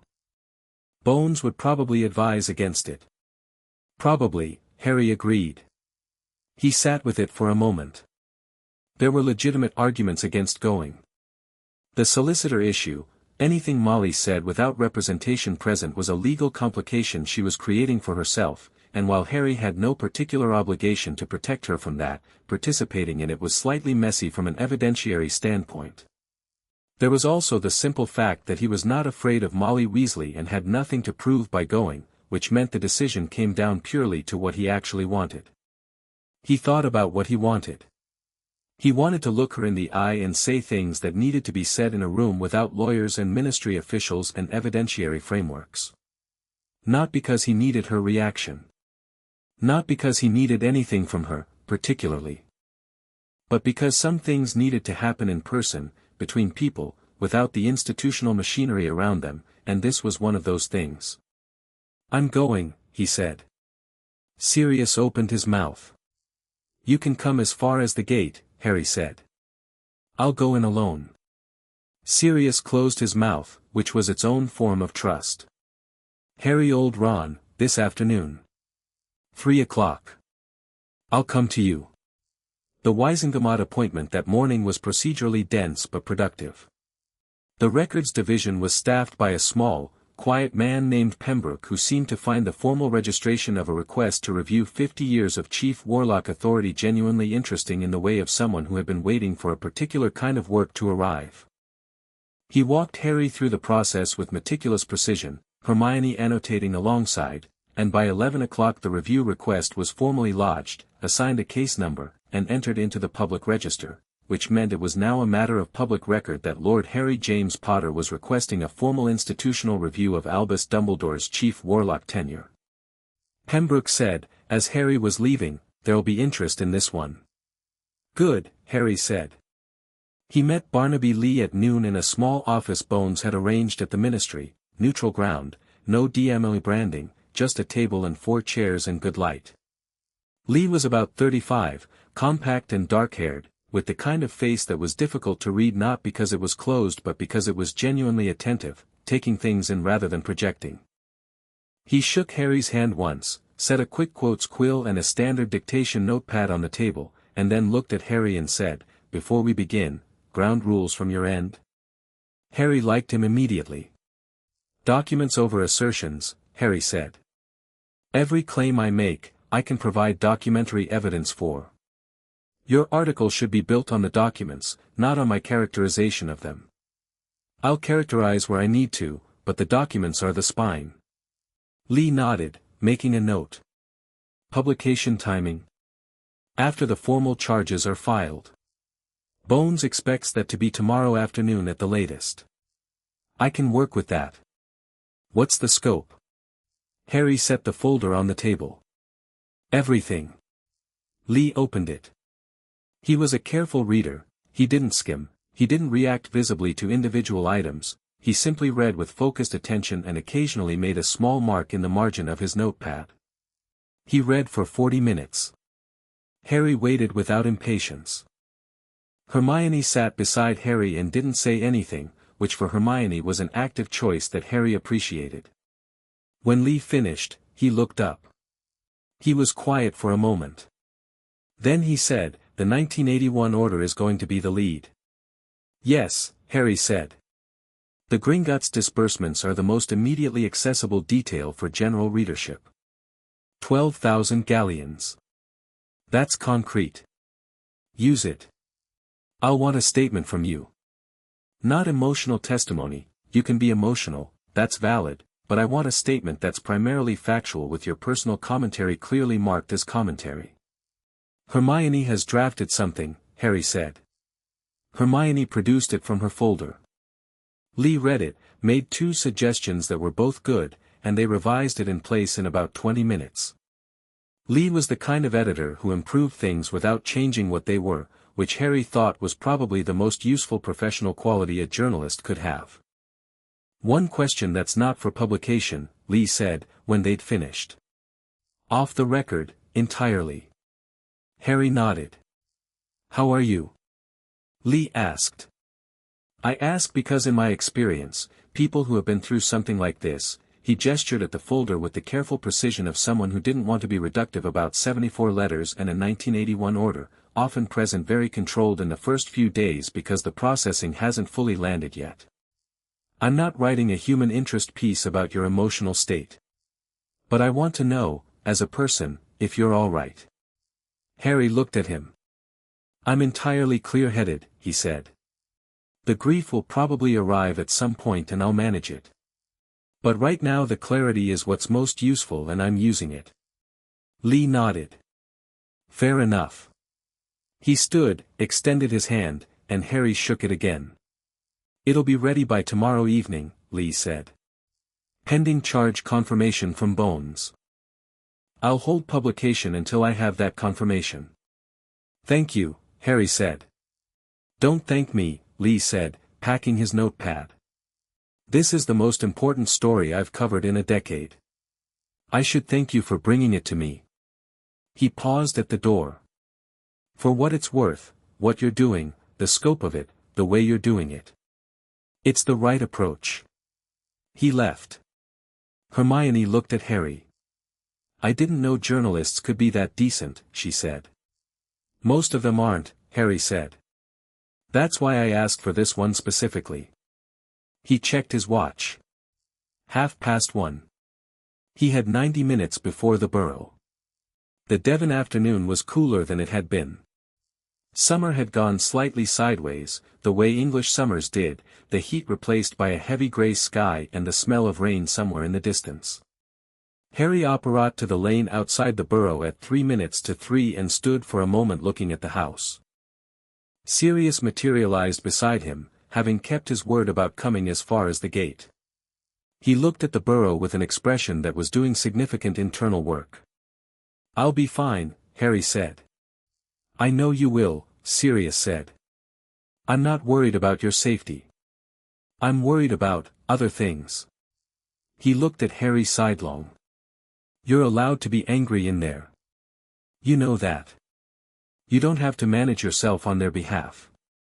"I'm not going to manage myself," Harry said. "But I'm also not going in there to perform anger for their benefit. Whatever I feel, I'll feel it and say it. That's all." He walked through the gate. The garden was very still. The gnomes had returned, 2 of them were visible near the vegetable patch, eyeing him with the usual suspicious animosity. The house leaned its improbable lean against the grey sky. The front door was closed. Harry knocked. Arthur opened it. He looked like he'd aged in 4 days in a way that 4 days couldn't account for, the particular aging of someone who has been sitting with a heavy thing and not sleeping properly and having conversations that keep arriving at the same terrible place. His hair was less organized than usual. He was in his work clothes even though it was Saturday, which meant he'd been wearing them as armor. "Harry," he said. His voice had the hollow quality Harry had noticed at the ministry. "Come in." Harry came in. The kitchen was different. It took him a moment to identify why, and then he understood, the shelves behind the table had been cleared. Not entirely, not dramatically, but the rows of small jars and bottles and pouches that had always crowded them were gone, replaced by a clean, bare space that made the room look slightly stripped. The evidence had been catalogued by the ministry, but more than that, Arthur had apparently spent several days removing every unmarked container from the kitchen, which was a very Arthur way of trying to do something that couldn't be done. Ron was at the table. He stood when Harry came in and then seemed unsure whether to stay standing or sit back down, and solved the problem by staying half up in a way that suggested a body doing its best under impossible circumstances. He looked like he hadn't slept. He probably hadn't. Molly was by the fireplace, standing. She had clearly dressed for this in the way of someone who had decided presentation mattered, her good robes, her hair done. She stood very straight. Her hands were clasped in front of her, the fingers pressing against each other, which was the only visible sign of what it cost her. Harry came into the room and stood and looked at her, and she looked back at him, and nobody said anything for a moment. Arthur closed the front door quietly. He moved to stand near Ron, slightly behind him, and that positioning, father and son, side by side, in the space between Harry and Molly, felt like something that had been worked out in advance. Whether consciously or not, they were witnesses. Not buffer, not barrier. Witnesses. "Thank you for coming," Molly said. "You asked," Harry said. She nodded. She seemed to be organizing something internally, working through the structure of what she'd planned to say. He waited. "I know there's nothing I can say that fixes this," she began. Her voice was steady, which he could tell was an effort and also, probably, a choice she'd made. She was not going to be the version of herself that dissolved into tears and expected the emotional display to do something. He respected that, in a specific, limited way. "I know the investigation is going forward and I know what that means. My solicitor has explained my position clearly. I'm not here to ask you to stop anything or change anything about the legal process." She paused. "I asked you here because I needed you to hear something from me, not from documents." "All right," Harry said. "I love you," she said. "I know that you have reason to question everything I've ever said or done, and I know that to you right now that sounds, I know how it sounds. But it's true, and it's been true since the first time I saw you at King's Cross, and you didn't know how to get onto the platform and you looked so small and so entirely alone. Her jaw tightened briefly. What I did wasn't done despite that love. It was done because of it. I know that's not an excuse. My solicitor has been very clear that it's not a defense. I'm not presenting it as either. I'm just telling you what it was. Harry said nothing. He listened. Dumbledore was, she stopped. Started again. He came to me before your first year. He told me what you were. He told me what was ahead of you. He showed me things he'd calculated about the probability of various outcomes, and he told me that the most likely way for you to die was if your own power and impulse outpaced your preparation. He wasn't wrong about your power, Harry. Even with the compound, even at a third of your actual capacity, you were extraordinary. He said without management you would be, she was choosing words carefully, ungovernable. He said ungovernable wizards with prophecies attached to them tend to die young and spectacularly and take people with them. And you believed him, Harry said. He had decades of evidence, she said. He had precedent. He had the specific terrible logic of someone who had seen it before, and he laid it out, and it was convincing. He convinced me that what he was asking me to do was the kindest version of the available options.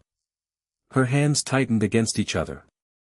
He said the alternative was to let you develop unchecked and watch you walk into Voldemort at 14 and die.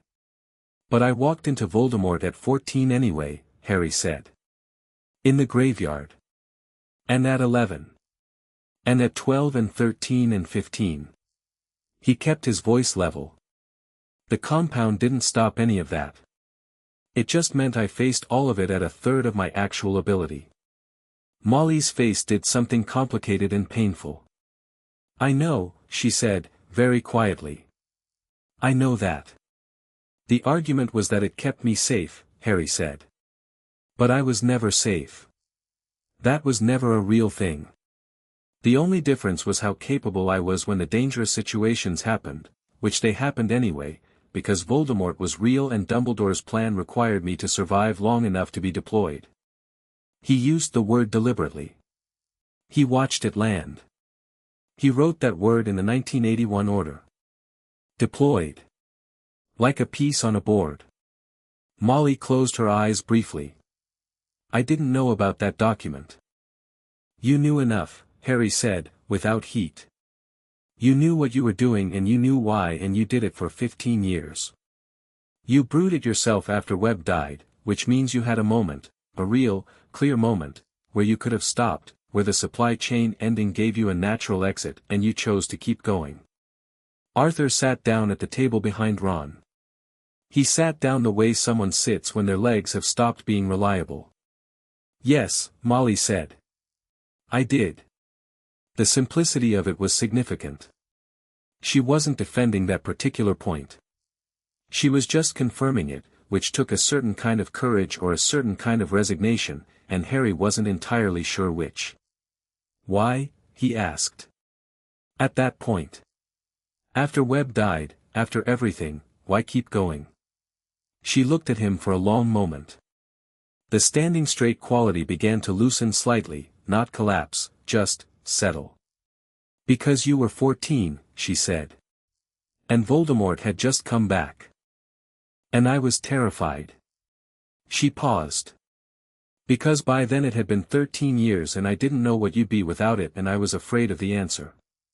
Afraid of me, Harry said. Afraid for you, she corrected. But it didn't land cleanly, and she knew it, and she didn't try to clean it up. Afraid of me, Harry said again, gently. Not a weapon.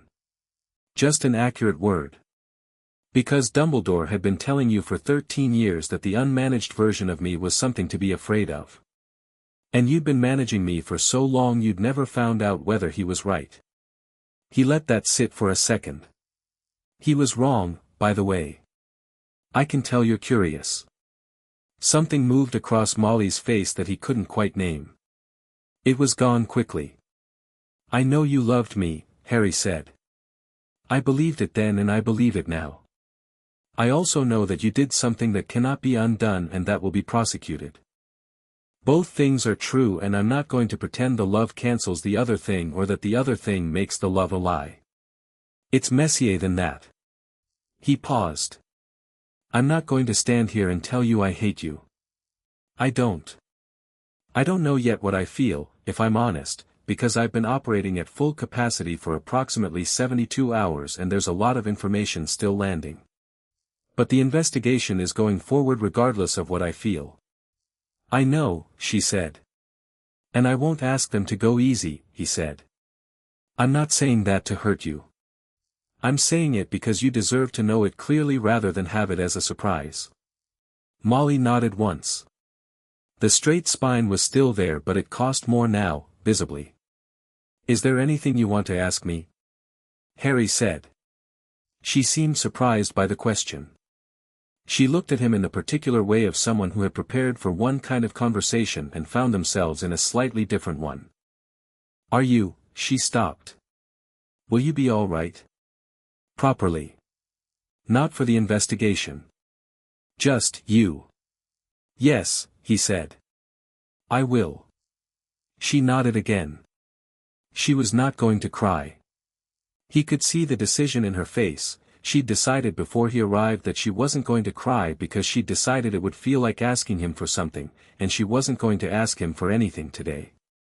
He thought that was probably one of the more accurate reads she'd ever made of him. Ron, Harry said, turning. Ron looked up. His face had been doing something private and difficult throughout the conversation and it hadn't stopped. I meant what I said at the hospital, Harry said. This doesn't change what we are. Nothing that happened in this room today changes what we are. Ron pressed his lips together. He nodded because he couldn't speak. But I need you to not ask me to soften things, Harry said. In the investigation, in the Weisengamot process, in anything that comes next. I need you to understand that I can love your family and still pursue every charge, and that the two things don't contradict each other. I know, Ron said, with the roughened voice of someone who'd been working through something for 4 days and had arrived at this point by hard travel. I'm not going to ask you to soften anything. He glanced at his mother briefly, then back at Harry. She needs to face it. I know she does. Molly made a small sound that Harry didn't look at. Thank you, Harry said. He turned to Arthur. Arthur had been sitting at the table since his legs had given out, and he looked at Harry with the expression he'd worn at the ministry, stripped of all the usual Arthur Weasley qualities, nothing bumbling or enthusiastic left in it. Just a man sitting with what he'd done and what he hadn't done. Arthur, Harry said. What did you know? Arthur folded his hands on the table. He looked at them for a moment. Not the specifics, he said. I didn't know about the compound, the dosing, the Edinburgh supplier, I didn't know the operational details. He paused. But I knew there was something. Molly had a particular interest in your well-being that was more structured than just affection. She had regular correspondence with Dumbledore about you that she didn't share with me in full. There were things she prepared for you that she prepared separately from everyone else. I noticed. He looked up. I asked her once. In 1996. She told me it was Dumbledore's guidance about your diet and health, that some children with significant magical ability needed additional support. I let myself believe that. Why? Harry asked. Because the alternative was something I couldn't hold and still be the person I thought I was, Arthur said. And I was a coward about it. He held Harry's gaze. I'm sorry, Harry. Not as a legal statement. As a man who should have looked harder and didn't. Harry looked at him for a long moment. Arthur didn't look away. He bore the look with the steadiness of someone who had decided that bearing it was the minimum owed. I hear you, Harry said. It was not absolution. It was acknowledgement, which was the only honest thing he could offer. Arthur seemed to understand the difference. Harry turned toward the door. He paused, because there was one more thing. This house, he said, to the room in general, not looking back. The burrow. I don't have any claim on it, legally or emotionally. I'm not going to try to. I don't want to take anything from any of you that isn't part of the legal process. He paused. But I need you to understand that after today I won't be coming back here. Not because I hate any of you. Because this place has a specific weight attached to it now and I'm done carrying weights that other people put on me. Silence. The fire in the hearth. The gray Devon afternoon outside the window. Ron, you know where I am, Harry said. Any time. He opened the door. Outside, the garden was still very still. The sky had gone darker during the hour he'd been inside, the rain smelled closer now. He walked down the path and through the gate and Sirius materialized from where he'd been standing by the hedgerow with his hands in his pockets and an expression that had been waiting to read Harry's face. Harry's face was calm and tired and entirely itself. How'd it go? Sirius asked. It went the way it needed to, Harry said. They stood together for a moment. The first drops of rain started, light and exploratory, the way English rain began before it decided to commit. Harry tilted his face up briefly, he didn't know why, just the instinct of someone feeling rain on their face for the first time in a while, or for the first time as himself. She loves him, Sirius said. Not defending it. Just acknowledging the fact of it. Yes, Harry said. And she managed him for 15 years and paid for the supplies with his family's money and brewed it herself rather than stop when the supplier died. He lowered his face from the rain. All of those things are simultaneously true. Sirius absorbed this. How do you feel? Harry thought about it honestly, the way he'd thought about it for Lee and for Bones, but with more room this time, less professional framing. He poked at the interior landscape and took a genuine inventory. Like I said everything that needed saying, he said. Like I meant all of it and none of it was performed. Like, he paused, like the grief is there, I can feel it, it's somewhere in the region of the fact that I'm 16 and the closest thing I've had to a mother figure spent 15 years managing me instead of knowing me, and I'll probably feel that more when things slow down. He looked at Sirius. But not today. Today I feel like someone who walked into a hard room, said the true thing, and walked back out. Sirius looked at him for a long moment. Then he clapped him once on the shoulder, hard, brief, the kind of physical contact that was not a hug but carried all the weight of one, and started walking down the lane. Harry fell into step beside him. Hermione has already old twice, Sirius said, checking the communication parchment as they walked. The formal charges are being filed tonight rather than tomorrow, Bones moved it up. And Barnaby Lee wants a final comment from you before he locks the article. What kind of comment? He wants to know if you have a statement about what comes next. The Wisengamot review, the formal process, something that's forward-looking rather than just reactive. Harry walked in the rain for a moment, thinking about it. The lane was muddy and the hedgerows were heavy with summer and the sky was the particular color of an English afternoon that had given up on being pleasant and committed to being atmospheric instead. Tell him I have a statement, Harry said.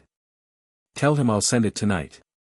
He thought about the words on the walk back, not performing them, just finding them.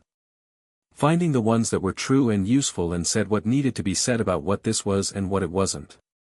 This wasn't revenge. It wasn't spectacle. It wasn't the wounded act of someone who needed the world to see them wounded.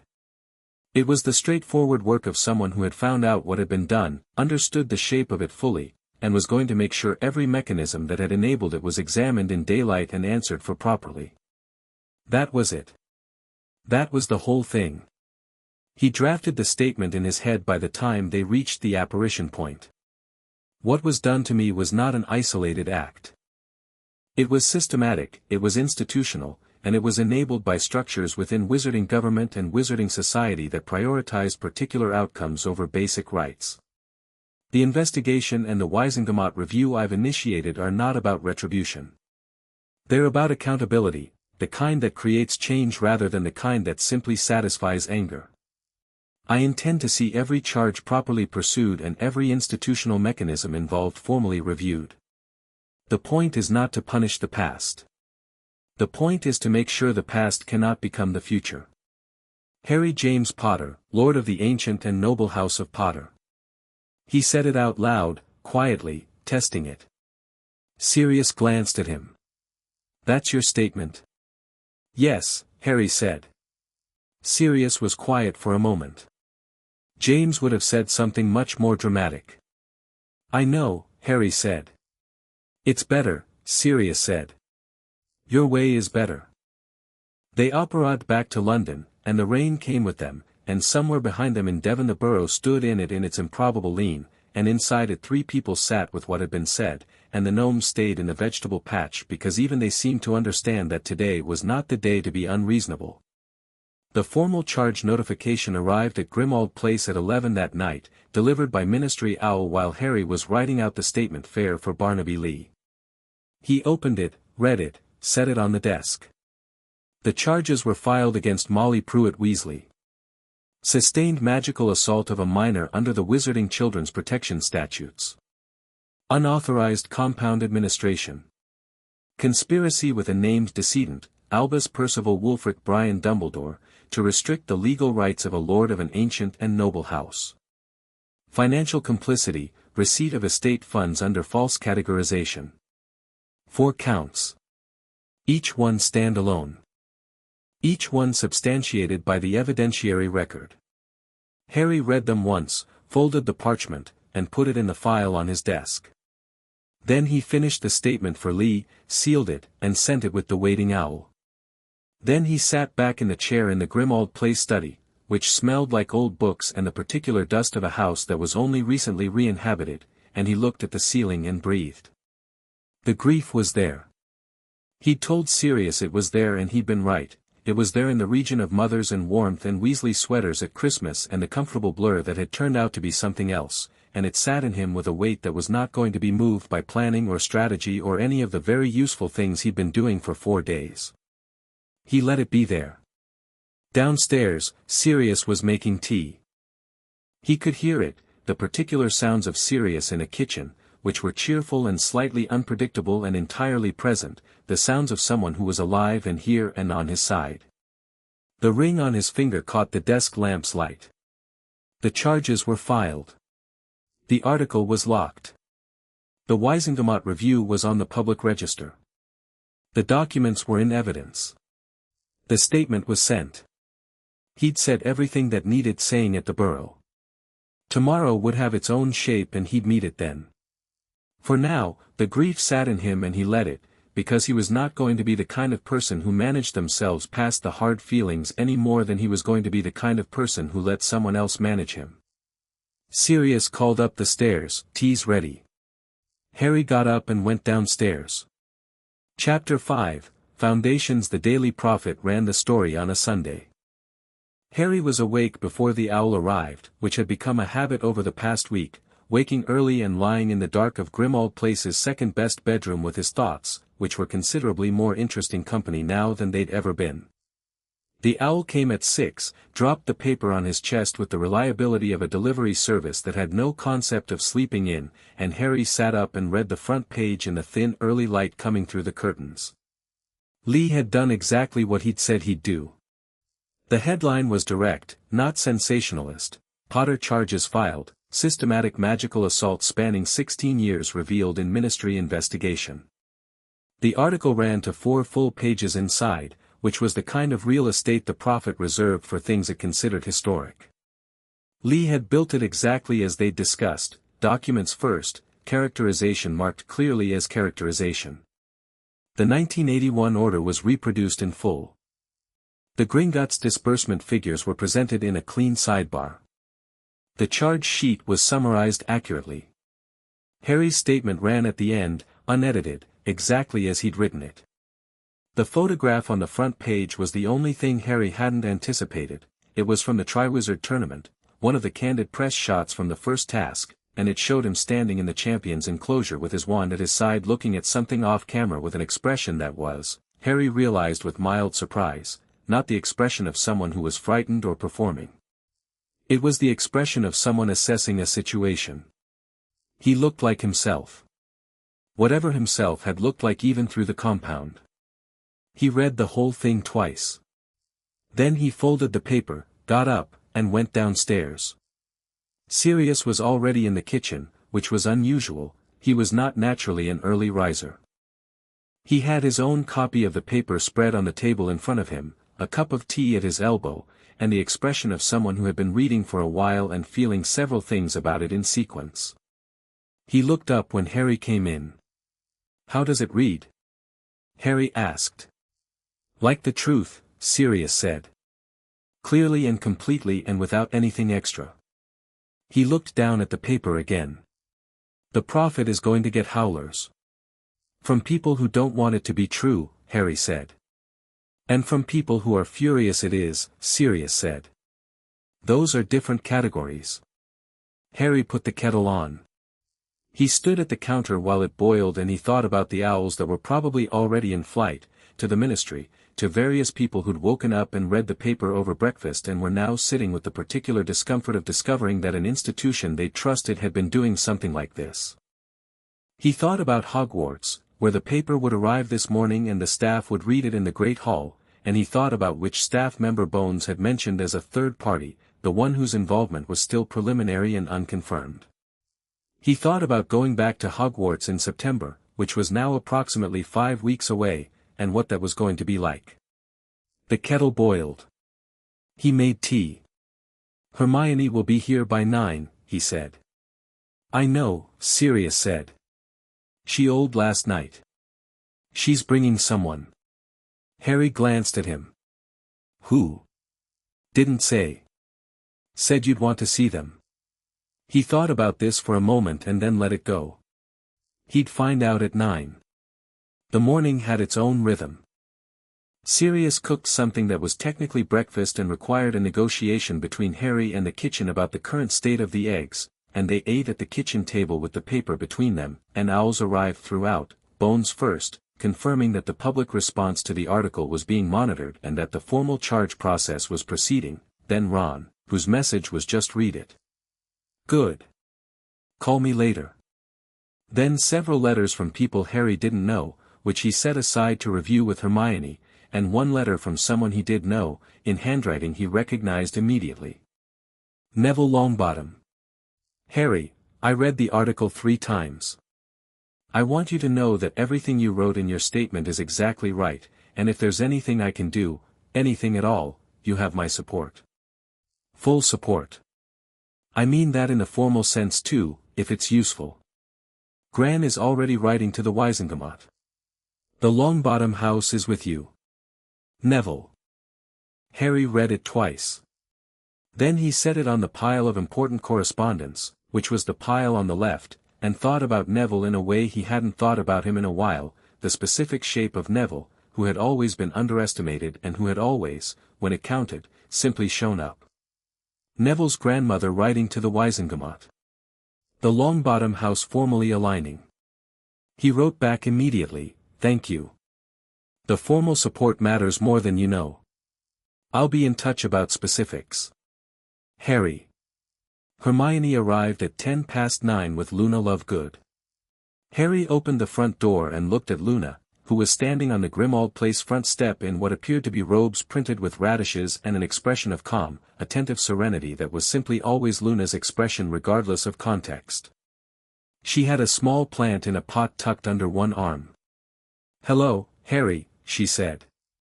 "I brought you a dirigible plum cutting. They're good for clarity of thought." "Thank you," Harry said. "Come in." He stood back and let them both in, and then he looked at Luna with the specific attention of someone who has been waiting to have a particular conversation and has now arrived at the moment. "It was you," he said. The anonymous tip to Bones. Luna set the plum cutting on the hall table with the care of someone placing something important. "I'd noticed things," she said. "For a long time. The way you were at the Burrow was different from the way you were elsewhere. The way certain thoughts seemed to dissolve before you finished them. I've read about compliance compounds, my father wrote about them in the Quibbler in 1994, though nobody paid attention." She looked at him with the clear, direct gaze that had always been one of her most distinctive qualities. "I should have acted sooner. I'm sorry I didn't." You acted, Harry said. That's what matters. She studied him for a moment. You're different, she said. Better different or worse different? More, she said simply. Just more of yourself. It's very visible. Harry looked at her for a moment. Thank you, he said. Properly. For all of it. Luna nodded, apparently satisfied, and went through to the kitchen where Sirius was and where the sound of renewed kettle activity suggested more tea was incoming. Hermione watched this exchange with the expression of someone filing it carefully. She told me about the tip on the walk over, she said, quietly. She's been watching you for 2 years. Quietly building a picture. She wasn't sure enough to act until she got access to some of her father's research notes that confirmed the compound signature she'd been observing in your behavior patterns. 2 years, Harry said. She's Luna, Hermione said, as if this explained everything. It did, mostly.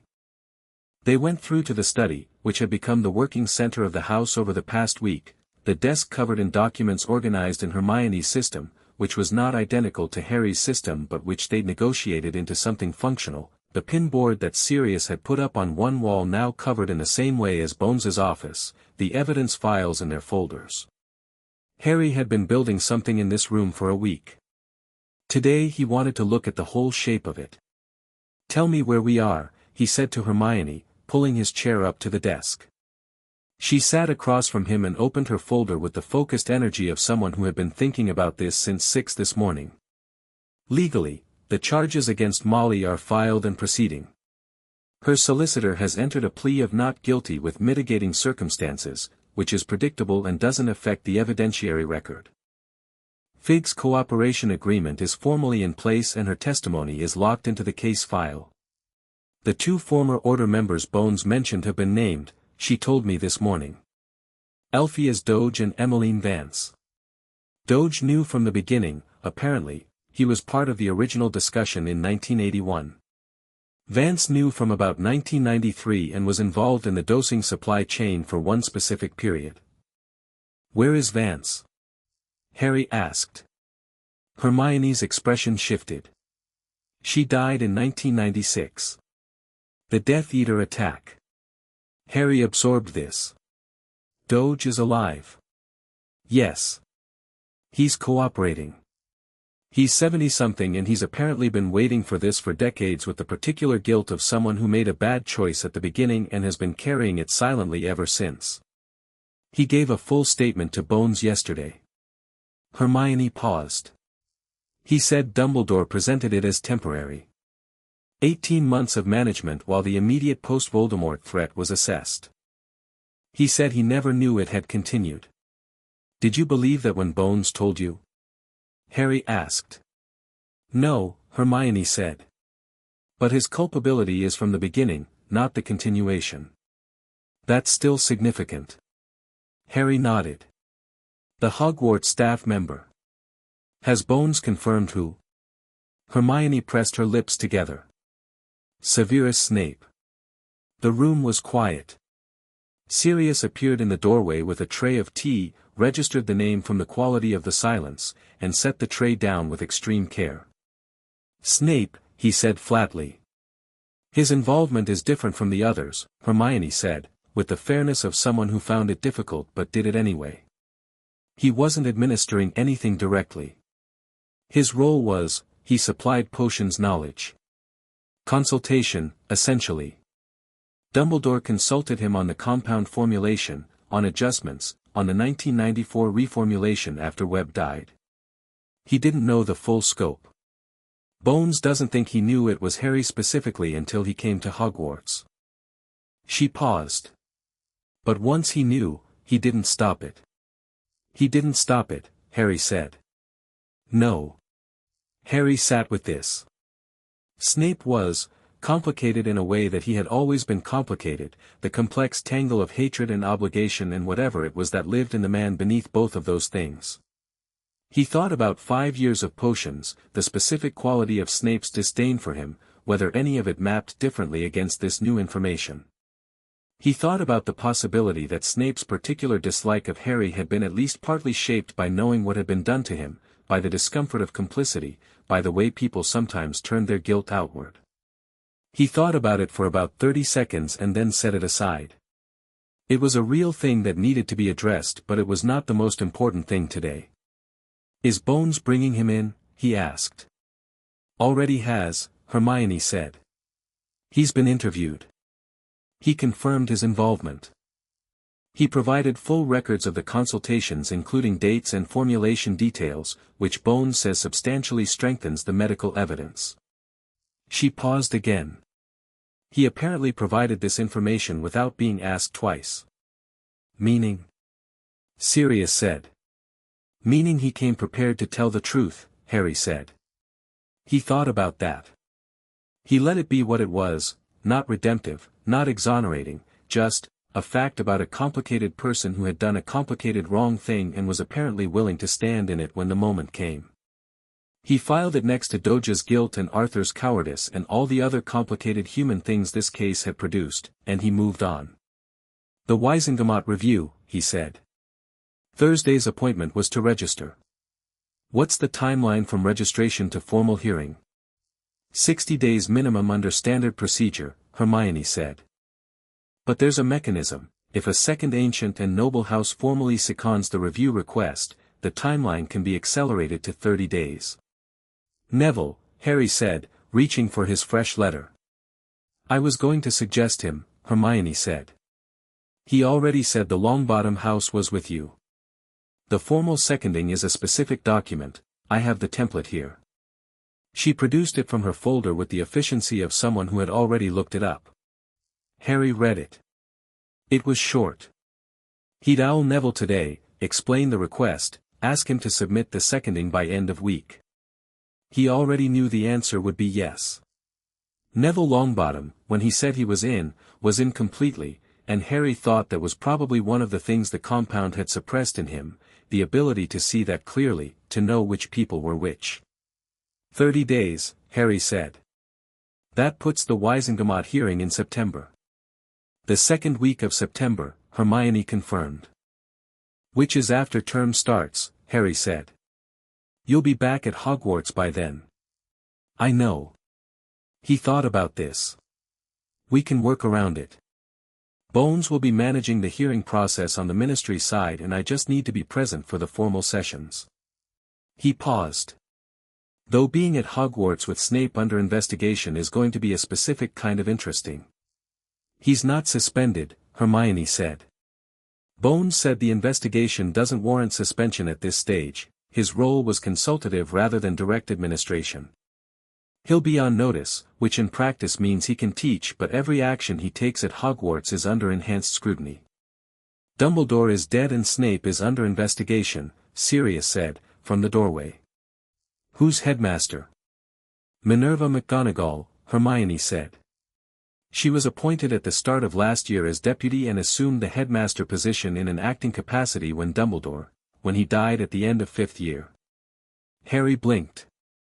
He'd been so deep in the investigation architecture that he'd slightly lost track of the broader Hogwarts picture.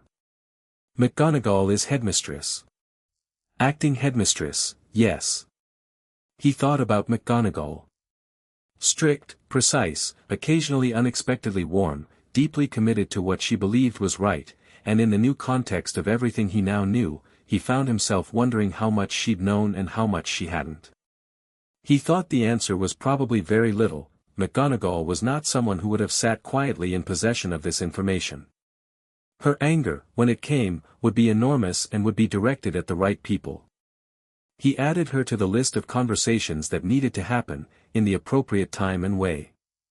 The estate, he said. Where are we with the regularization? Ragnarok's team completed the full accounting yesterday, Hermione said.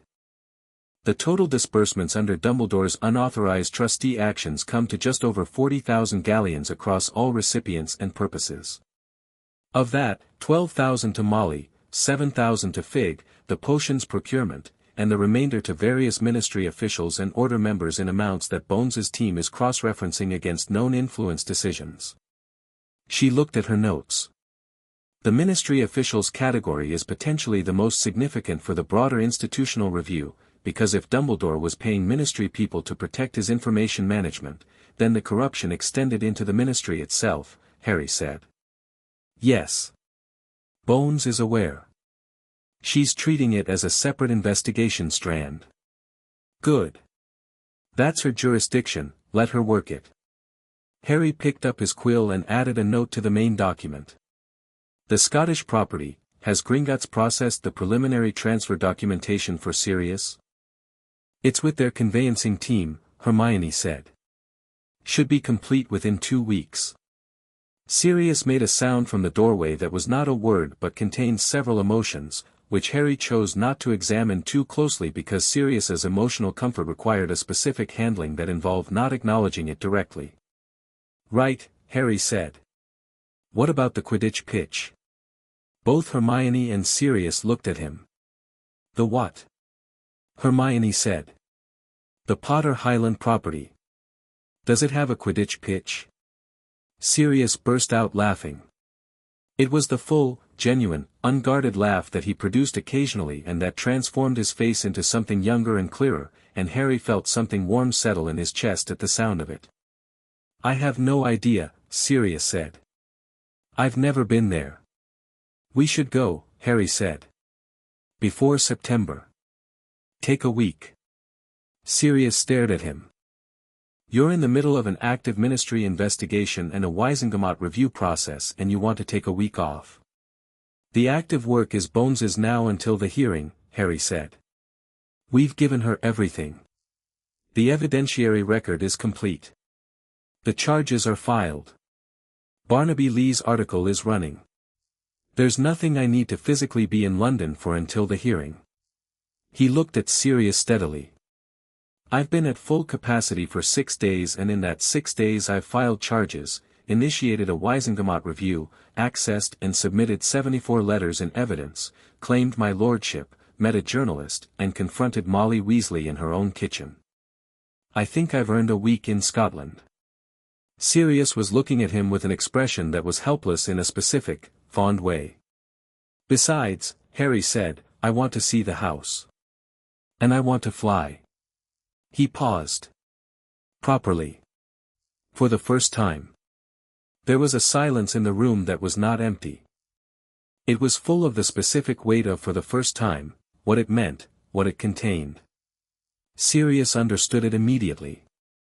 Hermione's expression went somewhere quiet. I'll pack, Sirius said. I need 2 more days in London first, Harry said. I want to meet with Neville about the formal seconding. I want to speak to McGonagall, I should call her before we leave. And I want to check in with Bones in person. Tuesday, then, Sirius said. Tuesday. Hermione closed her folder. She'd been looking at him with the calibrating expression for the past 20 minutes, the one that meant she was updating her model of something. Can I say something? She asked. Always, Harry said. 6 days ago you were in a hospital bed reading a diagnostic image of 15 years of compliance compound in your tissues and making lists, she said. And now you've done everything on those lists and you're talking about going to Scotland to fly. She paused. I want you to know that I see both of those things simultaneously.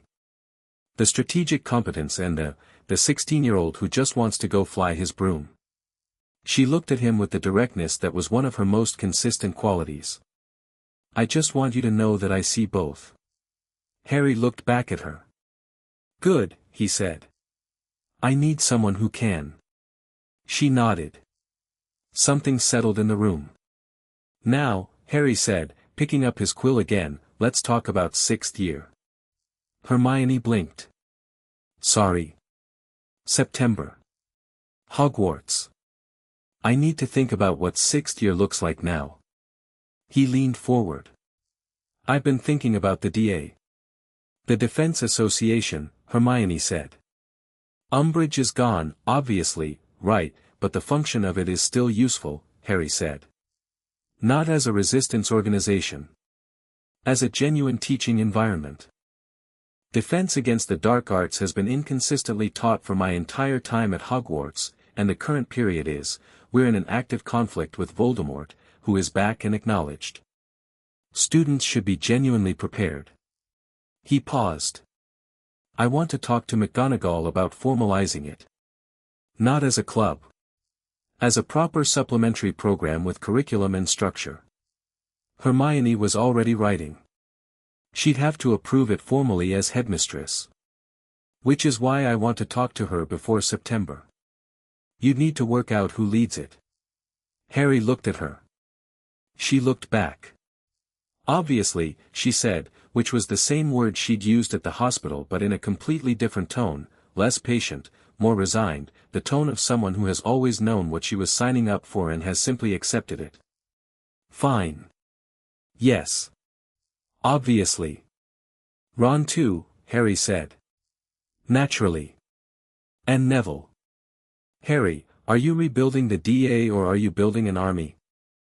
I'm building a community, Harry said. There's a difference. An army is directed at one objective. A community builds the skills and the trust to handle whatever comes. He tapped his quill on the desk. And whatever comes with Voldemort, will be more ready. Hermione looked at him for a long moment. You know, she said, before, when you were running the DA in 5th year, it was extraordinary. People were learning things they couldn't learn anywhere else. But there was always a sense that it was, she chose her words carefully, held back slightly. Like you were teaching us most of what you knew but not quite all of it.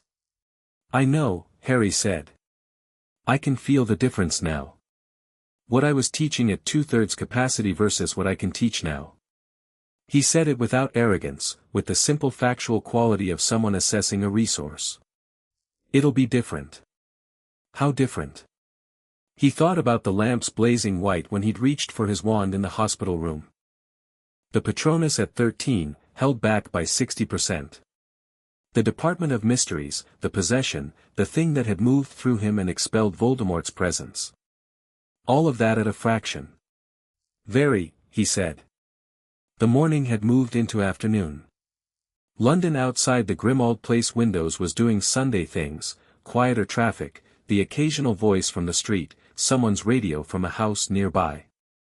Harry sat in the study he'd been building into something functional and looked at the pinboard with its documents and connections and thought about the shape of everything, the investigation, the hearing, the school year ahead, the war that was ongoing, whether he was managing himself or not. He thought about what Dumbledore had said in the 1981 order. Ungovernable wizards with prophecies attached to them tend to die young and spectacularly.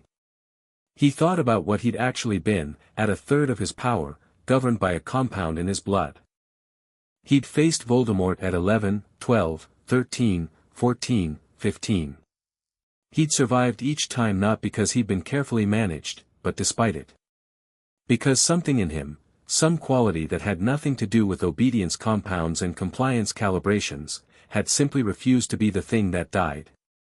And now. He thought about what Dumbledore had been afraid of. An ungovernable Harry Potter. Full power, full instinct, full capability, genuinely free. He thought about what that looked like from the perspective of someone who needed Harry to be a deployable asset rather than a person. He thought about Voldemort. He thought about the war. He thought about the difference between a chess piece that moved on someone else's instructions and a player who understood the board. He picked up his wand. Not for any particular purpose, just to hold it. Just to feel the thing that he'd felt in the hospital room when the lamps had blazed. The solidity of it. The depth of it.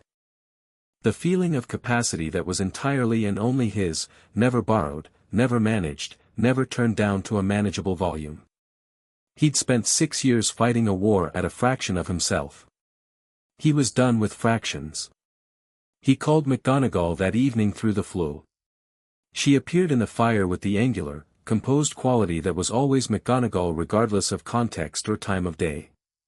She looked at him for a moment in silence, taking stock, and he looked back, and something passed between them that was the particular communication of two people who have worked together and respected each other from a distance and are now on the verge of something more direct. Mr. Potter, she said. Professor, he said. Or should I say headmistress? Acting headmistress, she said. I've submitted my formal application for permanent appointment, but the board won't convene until September. She paused. I read the article this morning. I know, he said. I'm calling partly because I wanted to speak with you before you read something in the news and hadn't heard from me directly. Something shifted in her expression. That was considerate, she said. Unnecessarily so, given the circumstances, but considerate. Did you know? He asked. He said it without challenge, with the same directness he'd used with Arthur and with Bones and with all the people he'd needed true answers from. She was quiet for a moment. No, she said. I knew things were not, I knew there were decisions made about you that I was not made party to. I raised concerns with Dumbledore on 3 separate occasions about aspects of your treatment and received reassurances that satisfied me at the time and that I am now, this morning, reviewing with considerable anger. Her jaw was tight. I did not know about the compound. I did not know about the financial arrangements. I did not know about the 1981 order. She looked at him. I am going to be speaking at length with Amelia Bones. She's expecting to hear from you, Harry said. A brief pause. You already told her I'd call. I assumed you would. McGonagall looked at him with an expression that was moving through several things, grief and anger and something that was the specific quality of an educator confronting a failure to protect. What do you need from me, Mr. Potter? A few things, he said. First, the DA. I want to formalize it as a supplementary program under your authority. Proper curriculum, structured sessions, open to all years by invitation. Not a club. A real program. She nodded slowly. I can approve that. Second, Snape. He watched her face. I know he's under investigation. I'm not calling for his removal. That's Bones's process. But I want you to know my position clearly. I'm going to continue to attend his classes in 6th year. I'm not going to ask for special treatment or modifications. But his classes will be attended by me at full capacity, and if there are difficulties, I'd rather address them directly with you as mediator than have them become institutional problems. McGonagall blinked very briefly. You're telling me you intend to behave impeccably in Severus's classes while being, she paused, considerably more capable than he is accustomed to. Yes, Harry said. Something moved across her face that in a less contained person would have been amusement. I appreciate the advance notice, she said, with immense precision. Third, Harry said. I want to speak at the start of your feast. 5 minutes. To the school, directly. About what's happened, about the investigation, about what it means for the community. McGonagall studied him for a long moment. That's a significant request. I know. I'm not asking for a platform to perform anything.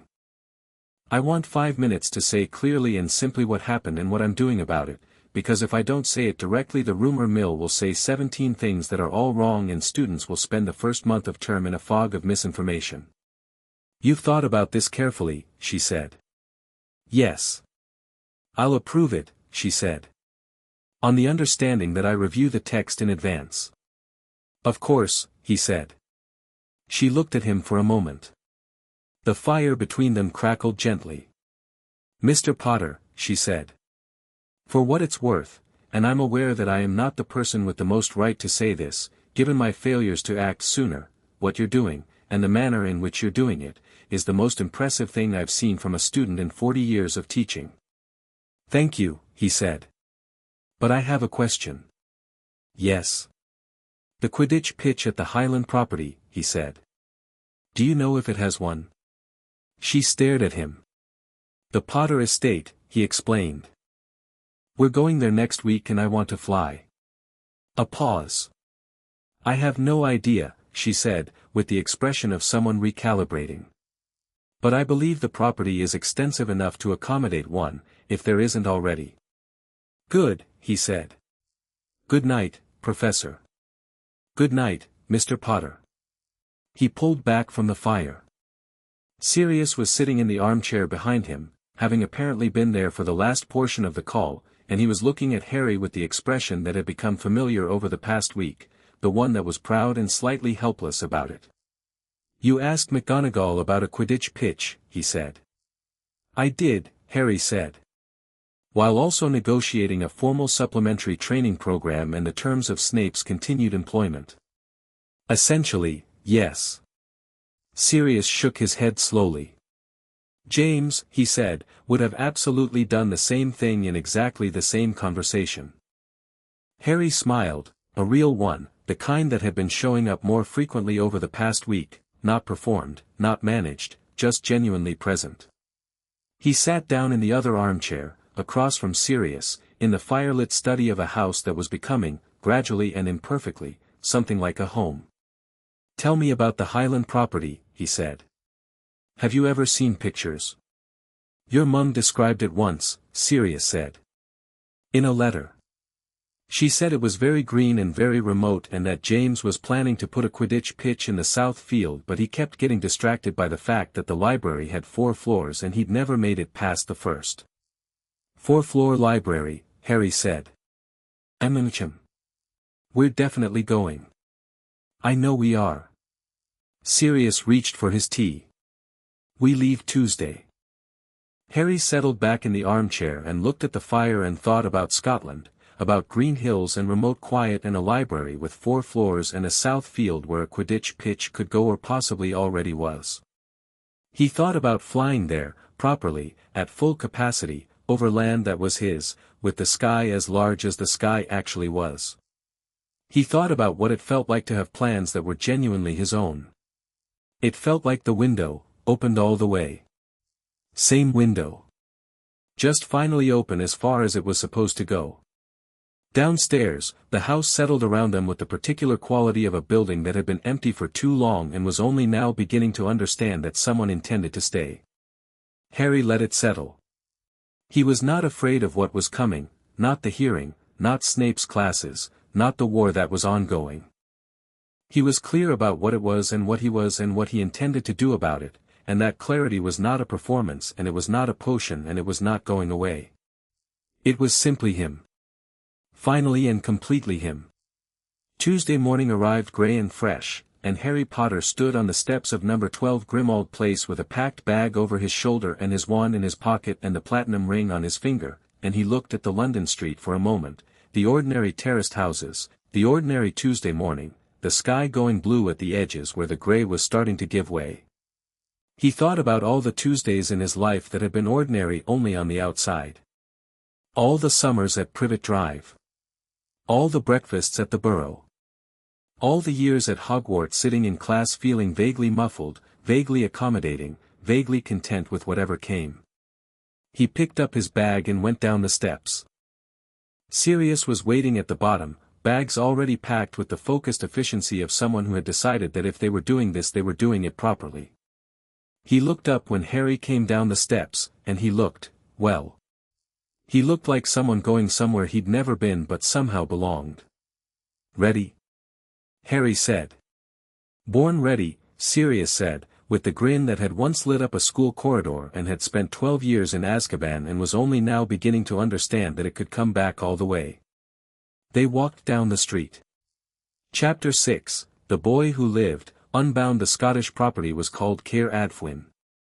Harry found the name in the deed documents Ragnarok had provided, and when he asked Sirius about it on the apparition point outside the property's boundary wards, Sirius said he thought it was Welsh, very old Welsh, possibly older than the formal establishment of the house, a name that had come with the land rather than been assigned to it.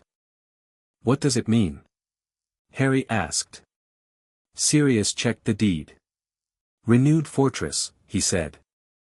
"Or possibly, the notes are a bit ambiguous, the place that comes back." Harry looked at the property boundary for a moment. Then he walked through it. The house was stone, 3 stories, set into a hillside the way old buildings in remote places often were, not imposed on the landscape but grown out of it, the same grey-green as the rocks emerging from the grass around it. There were mountains behind it, not dramatic and jagged but rolling and enormous, the kind of mountains that had been there long enough to be patient about it. The south field was immediately visible from the front path, wide and flat and green in a way that suggested it had been kept clear deliberately, not by nature. There was a Quidditch pitch in the south field. The hoops were overgrown with something that had been winding around them for 20 years, but the structure was unmistakably there: 6 posts, the correct intervals, the remnants of the stands visible at the eastern end beneath what had become a very enthusiastic collection of Scottish wildflowers. Harry stood at the edge of the south field and looked at it. He never got distracted, he said. Sirius, beside him, made a sound that was not entirely steady. No, he said. He built it first. Must have done. Before the library. Obviously, Harry said. He set down his bag. I'll need a day to clear those hoops. The inside of the house was extraordinary. Not in the way of Malfoy Manor, not cold and opulent and designed to communicate power, but in the way of a place that had been genuinely lived in by people who loved it and then suddenly wasn't, and had been waiting. The preservation charms Ragnarok had mentioned had done their work precisely. Nothing was dusty, nothing damaged, the structural integrity of the building was completely intact. But there was a quality to it that was specific to long unoccupied spaces, a held-breath quality, rooms paused mid-existence, waiting for continuation. The kitchen had a wood-fire range and copper pots hung in order of size. The sitting room had 2 large sofas, a fireplace big enough to stand in, and shelves of books that were clearly the overflow from the library, the ones that hadn't made it upstairs but were too good to put in storage. The library itself was on the 2nd floor and it did, in fact, have 4 floors, or rather, 4 levels connected by an internal spiral stair, each level with its own character, the upper ones increasingly specialized and increasingly extraordinary in their contents. Harry stood in the first level of the library and looked up through the spiral stair at the levels above and thought about his father standing in this same spot, getting distracted, never quite making it to the 2nd level before something in the first demanded his attention. He stayed in the library for 2 hours. Sirius found him on the 3rd level, sitting cross-legged on the floor with 3 books open around him and a 4th in his hands, reading with the focused absorption of someone who had just discovered that their family had been collecting interesting things for several centuries and none of those things had been kept from him here. Tea, Sirius said, setting a mug on the floor beside him. This one, Harry said, holding up the book in his hands, is a treatise on advanced offensive wand theory from 1743. It describes 7 casting approaches that aren't in any current curriculum. He looked up. 7. That we just don't teach anymore. Sirius crouched down and looked at the cover.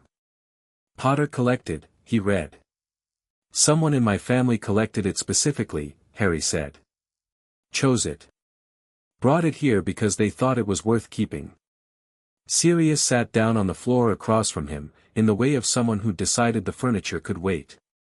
He looked at Harry, and Harry looked at him, and the late afternoon light came through the high narrow windows of the 3rd level and caught the dust motes in the air, and it was, Harry thought, a very specific kind of moment, the kind that was quiet on the outside and full on the inside. He'd have brought you here, Sirius said. Your dad. First chance he got, when you were old enough to appreciate it. He'd have taken you up to the pitch first and spent a week flying, and then he'd have brought you in here and lost you for a month. Tell me about him in here, Harry said. What was he like with books? Sirius thought about it. Undisciplined, he said. He didn't read systematically like Remus. He'd pull things based on what caught his attention and read 3 at once and connect things across them that hadn't been connected before. He paused, an instinct for the relevant. Like he could look at a shelf and know which one had the thing he needed. Harry looked at the 3 books open around him.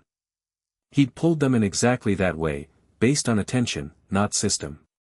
He hadn't thought about it. Right, he said, and picked up his tea. They spent the first 2 days like that.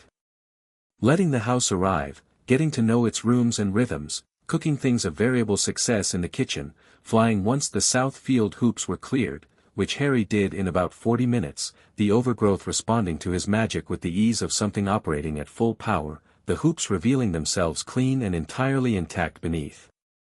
The first flight was everything. He took it at sunrise on the second morning, before Sirius was awake, because some things needed to be private. The firebolt rose smoothly from his hand and he was in the air before he'd consciously decided to be, the Scottish morning cool and enormous around him, the mountains steady in every direction, the sky going from grey to gold as the sun came fully up. He flew for 2 hours. He didn't think about the investigation.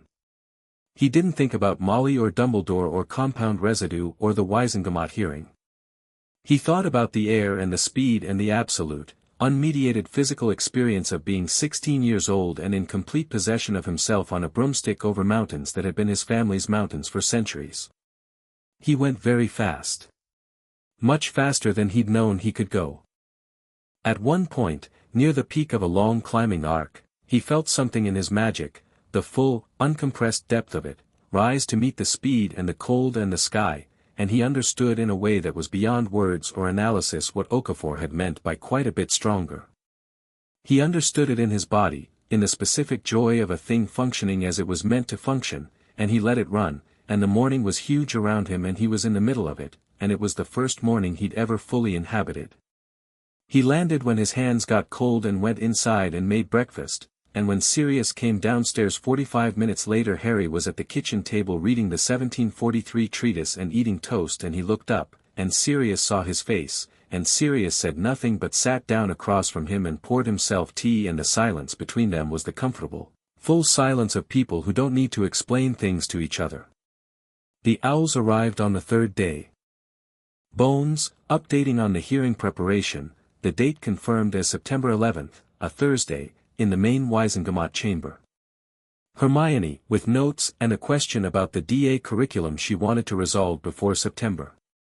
Neville, confirming the formal seconding document had been submitted, the Longbottom House officially in support, the 30-day timeline now in effect. Ron, brief and careful, Dad's doing better. I'm staying at the Burrow for now. See you at school. Harry read Ron's letter twice and wrote back, good. Save me a seat on the train. H. He took the week. He'd promised himself he would and he did, read the library, flew every morning, sat with Sirius in the evenings by the fireplace that was enormous enough to stand in, talking about things that mattered and things that didn't with equal ease. He slept without difficulty, which was new. The absence of the compound's particular smoothing effect on his unconscious mind meant he dreamed more, and more vividly, but they were his dreams, strange and specific and occasionally very funny and occasionally about things that left him sitting up in the dark for a while, and all of them entirely his own.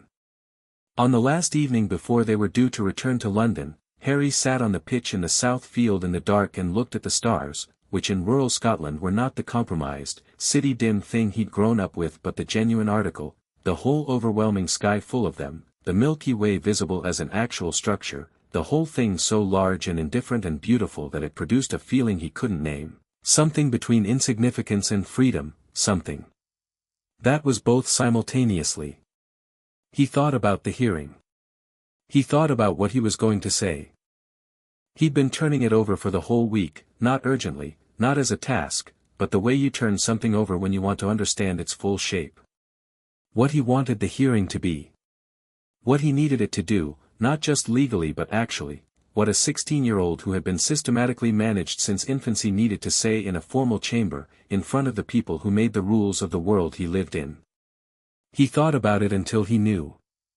Then he went inside and wrote it down. September arrived and with it Hogwarts, and the train, and Ron on the platform at King's Cross looking both familiar and slightly different in the way of someone who has spent a summer growing up rather than growing. They didn't say much on the platform, a handshake that became briefly something else, the wordless physical language of a friendship that had been through the specific test of surviving something hard together and had come through with its shape intact. On the train, Hermione sat across from them with her notes and Luna appeared and sat cross-legged on the bench beside Harry without asking, the way Luna moved through the world, and Neville arrived late looking windswept and cheerful and they spent the journey in the ordinary extraordinary chaos of 6 people in a compartment who had things to tell each other. Harry told them about the library. Hermione wanted details. Ron wanted details about the Quidditch pitch. Neville said, very quietly, that he was glad Harry had somewhere like that, and meant it completely. Luna said the mountain sounded like they had very few Raxburghs and that she'd like to visit sometime. Any time, Harry said, and meant it. The feast was loud and golden and smelled the way Hogwarts always smelled, and Harry sat at the Gryffindor table and ate and watched the room fill and felt something that was not sentimentality but was adjacent to it, the specific quality of a place that had been important to you, returned to with new eyes. He'd loved Hogwarts even through the compound. He was curious about what loving it felt like now. McGonagall, Headmistress McGonagall, the board having approved the permanent appointment over the summer, the plaque on the headmaster's office door already changed, stood at the podium after the food and gave the start-of-year address with the clean, precise authority of someone who had been waiting for this specific job for longer than the school had quite understood. Then she introduced Harry. He walked to the podium to a silence that had different qualities in different parts of the room, in the Gryffindor section, expectant, in Slytherin, watchful, in Ravenclaw and Hufflepuff, something more complex and attentive. He stood at the podium and looked at 400 students in the candlelight and he was not nervous. He unfolded the speech he'd written in Scotland. "I'm going to say something, and then I'm going to say it plainly, and then I'm going to sit down," he began. "Over the summer, a ministry investigation discovered that I had been administered compliance and obedience potions since I was 1 year old, by people who convinced themselves they were protecting me. The investigation is ongoing and formal charges have been filed. The Wisengamot is convening a hearing this week. The full details are public record and Barnaby Lee's article in The Prophet provides the documentary evidence if you want to understand the scope of it." The room was completely silent. "I'm not telling you this to perform grief or to generate sympathy or to be the victim of a story," he said. "I'm telling you because you're the people I've been at school with for 5 years and you deserve to hear it from me rather than in pieces from rumor. I'm also telling you because the investigation isn't just about what happened to me. It's about the structures that allowed it to happen, institutional structures that affected all of us. The Wisengamot hearing this Thursday is about accountability for those structures, and I want you to know it's happening, and why." He looked out at the hall. At the first years with their round, new faces. At the 7th years who looked like they'd already been through too much. At all of them. "One more thing," he said. "I'm fine. I'm completely fine, better than fine, actually, for the first time in my life. Whatever you've heard or read, I am not a person in need of rescuing. I've been doing the rescuing." He folded the speech. "We're starting a formal supplementary defense program this year, approved by Headmistress McGonagall, open to all years by application. Details will be posted Monday. If you want to learn how to protect yourself and the people around you, come find me. That's all." He walked back to his seat. The silence held for about 3 seconds. Then the Gryffindor table erupted, and then Hufflepuff, and then Ravenclaw, and the sound rolled through the hall in a wave that was not the hero worship kind of noise, not the "it's Harry Potter" noise he'd always found uncomfortable, but something different. Something that was people responding to being spoken to directly and honestly and without management. He sat down and reached for his pumpkin juice and Ron clapped him on the back and said nothing and Hermione's expression was the compressed, warm version of "I have feelings about this that I'll express in a more appropriate context," and Luna, sitting across the table, simply smiled at him with that clear, sideways quality. He drank his pumpkin juice. The Wisengamot convened on Thursday morning at 9. Harry arrived at 10 minutes to 9 in full Potter Lordship robes. Hermione had been extremely firm about this, and she was right, the visual signal of formal standing mattered in this particular chamber, with Sirius on one side and Hermione on the other, which was not standard procedure for a supporting advisor but which Bones had arranged under a provision that allowed Lords' Counsel to be present. They walked into the circular chamber through the main entrance and the sound of it, the chamber filling, the formal murmur of the Wisengamot members taking their seats, settled around them like something finally beginning. Neville was already in the observers' gallery. He caught Harry's eye and gave him a nod that was precise and entirely reliable. The Wisengamot chamber was a different space from the courtroom where Harry had faced his hearing in 5th year. That room had been built for intimidation, with its rows of tiered seats and the single-lit chair in the center. This chamber was older and more formal and somehow more serious for being less theatrical. The members sat in a complete circle, no elevated podium, no single chair of focus. Everything was arranged to suggest that the institution was the authority rather than any individual within it, which was either reassuring or ironic depending on your recent reading of Dumbledore's Chief Warlock record. The proceedings opened with the formal case statement from the lead investigator, which was Bones presenting the full evidentiary record in the particular precise way of someone who has assembled something very thoroughly and intends to make sure every member of the chamber understands its scope before anything else is said. It took 40 minutes. She presented the 1981 order. The Gringotts disbursements. The Edinburgh supplier records. The Fig testimony. The Doge testimony. The medical documentation. The compound analysis. The letter correspondence. The charge sheet. She presented it with complete professional clarity, building the picture piece by piece, and the chamber was very quiet throughout. Then she introduced the institutional scope, the Chief Warlock Authority Review, the Wisengamot records, the structural changes Dumbledore had made over decades, the pattern of concentrated authority and reduced oversight. She presented this section slightly differently, not as charges, since the primary actor was dead, but as an institutional record requiring formal review and response. When she finished, the chamber chair, a stern witch named Griselda Marchbanks whom Harry recognized from his OWL examinations, opened the floor for response statements. 3 members spoke before Harry. The first was a ministry official named Brocklehurst who made a speech about Dumbledore's legacy and the importance of context and proportionality that was precisely the speech Harry had anticipated and prepared for. The second was a Wisengamot elder named Greengrass who spoke carefully and, Harry thought, honestly, about the difficulty of institutional accountability when the primary actor was deceased and the risk of using a deceased person as a convenient repository for collective failure. That was a more interesting point and Harry noted it. The third was Tiberius Ogden, who had famously resigned from the Wisengamot over the Umbridge affair in 5th year and had been reseated since, and who gave a brief, furious, entirely accurate statement about what the 1981 order represented in terms of the Chief Warlock's abuse of unilateral authority that essentially said everything Harry had been thinking and said it with 70 years of institutional knowledge behind it. Then it was Harry's turn.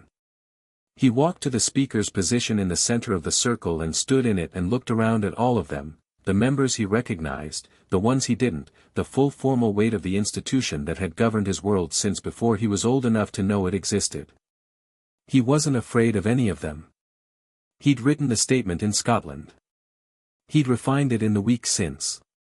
He knew it well enough that when he spoke, it was from memory and from conviction rather than from paper, and the difference was audible. "I'm not going to describe what was done to me in detail," he said. "The evidence record has done that completely, and I don't need to perform it for this chamber. What I'm going to talk about instead is the mechanism, the specific institutional mechanism that allowed it, because that's the question this chamber actually needs to answer today." He looked at the circle of faces. "Dumbledore was brilliant," he said. "I want to be clear about that. I'm not standing here to tell you he was a simple villain with simple motives, because he wasn't, and you know he wasn't. He was brilliant and he was principled in his way and he genuinely believed that what he was doing was necessary. He believed he was the right person to make the decision about what I should be allowed to think and feel and do and become, because he'd looked at the available information and concluded that he understood the situation better than anyone else, including me." He paused. "And the tragedy of it isn't that he was wrong about everything. He was right about a lot. He was right that Voldemort was a genuine, catastrophic threat. He was right that I was central to stopping it. He was right that the magical world needed to be protected." He looked around the circle. "He was wrong about exactly one thing, and that one thing is everything. He decided that being right about the situation gave him the authority to make decisions about my autonomy, my development, my basic nature, without my knowledge or consent. He decided that the importance of the objective justified the method. And the mechanism that allowed him to do that, not just with me, but across 40 years of Wisengamot governance, was the absence of accountability. He let that land. He restructured this chamber over decades to reduce its oversight of the chief warlock. He used his trustee authority over my estate without oversight. He directed a network of people to implement his plan without any of them having the full picture. He was never questioned because his judgment had never been publicly wrong before, and the structures he built ensured it would be difficult to question him. Harry looked at Brocklehurst, who had given the speech about context and proportionality.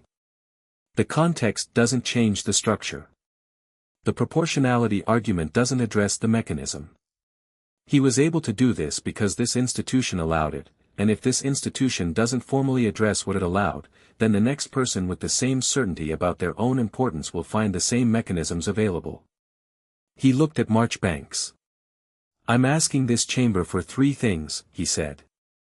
First, a formal censure of the institutional record, not of Dumbledore as a person, but of the structural decisions made during his tenure as Chief Warlock that concentrated authority and reduced oversight. Second, a binding constitutional amendment requiring dual authorization for any Chief Warlock action affecting individual citizens outside standard legislative process. Third, a formal public accounting of every action taken under his trustee authority over the Potter estate, with full publication of the findings. He paused. "I'm asking for these things not because they undo what happened. They don't. I know they don't. I'm asking because the point of an institution isn't to be right once. The point of an institution is to be trustworthy always, and trustworthiness requires exactly this, the willingness to look at what you did and say plainly what it was." The chamber was absolutely still. "I was managed from infancy because someone decided I was too much," Harry said. "Too powerful, too impulsive, too ungovernable. I was made smaller so that I was easier to use. And I'm standing here today, at full capacity, for the first time, telling you that the person I actually am is not a threat to anyone in this room who isn't doing something wrong." He looked around the circle one final time. "I'm also telling you that I intend to be in this institution for a very long time. As Lord Potter, as a citizen of this community, and eventually in whatever other capacity seems useful. I'm not going anywhere. So you may as well start getting used to me." He walked back to his seat. The chamber was quiet for 3 full seconds. Then Tiberius Ogden started clapping. He was the only one for about 2 seconds, an elderly wizard in the circle applauding with the enthusiasm of someone who had been waiting for this particular speech for some time, and then Neville in the gallery joined him, and then 3 more Wisengamot members, and then it moved through the chamber in a wave that was not unanimous. Brocklehurst was not applauding, and 2 others, but was undeniable. The sound of an institution being asked to reckon with itself and, in this particular moment, in this particular room, choosing to. Marchbanks called for order with the calm authority of a woman who had conducted examinations for 60 years and was not undone by applause in her chamber. The chamber settled. She looked at Harry with an expression that he recognized, in some way, from the Great Hall feast, the expression of someone who has just recalibrated something. "Lord Potter's requests will be submitted to the full chamber for formal consideration," she said. "The standard deliberative process will take. I'd like to call for an expedited vote on the constitutional amendment," Neville said, from the gallery. Everyone looked at him. He stood very straight, which he'd learned to do somewhere in the past year. "The Longbottom House seconds the expedited request," Neville said. Marchbanks looked at him. Then she looked at the chamber. Then she said, "Are there any objections to the expedited timeline?" Brocklehurst started to speak. Ogden turned and looked at him with the expression of a man who had been in this institution for 60 years and had very little patience left for a particular kind of speech. Brocklehurst stopped. "The chamber will vote," Marchbanks said. It took 6 minutes. The constitutional amendment passed, 31 to 7, with 4 abstentions. The formal censure passed, 29 to 9, with 4 abstentions. The public accounting requirement passed unanimously, which was its own statement. Harry sat in his seat and watched it happen and felt the things he felt, which were real and complicated, and his own, the satisfaction of something going right, the grief that no vote could address, the awareness of everything it didn't fix, and underneath all of it the steady, clear presence of himself, the full and unmanaged fact of who he was. Hermione's hand found his arm briefly. He looked at her. She was not crying, but it was close, which for Hermione meant something significant was happening behind the composed surface. "You good?" he asked, quietly. "Extremely," she said. "Are you?" "Yes," he said. And meant it entirely. Outside the ministry, in the September afternoon, the city was bright and ordinary and entirely indifferent to what had just happened inside it, which was how cities always were, which Harry had always found oddly reassuring. Sirius was beside him on the steps. Ron had come for the hearing. He'd arrived in the gallery just before it started, without announcement, and Harry had seen him there but hadn't said anything during, and now he was on the steps slightly to the left, hands in pockets, looking at the middle distance in the way of someone processing several things simultaneously. "Ron," Harry said. Ron looked at him. "How are you?" Ron seemed to actually consider the question. "Complicated," he said. "But, I'm good. I'm okay." He looked at Harry. "She's going to be convicted." "Probably yes," Harry said. "The evidence is very strong." "I know." Ron nodded slowly. "I know. I've been working on knowing that and being okay with it." He looked at Harry with the directness that was one of his best qualities when he chose to use it. "She's my mum and she did something terrible, and both of those things are true. You told her that in the kitchen and I've been thinking about it ever since." "Yes," Harry said. "I'm not going to ask you to go easy," Ron said. "I told you I wouldn't and I meant it." "I know you did," Harry said. Ron nodded again. He looked at the steps, at the city, at the September sky. "Are we, I mean after all of this, are we still, Ron?" Harry said. "We're always still. I already told you." Ron pressed his lips together. Nodded once, harder this time. "Right," he said. "Good." He cleared his throat. Neville was brilliant in there. He was excellent, Harry agreed.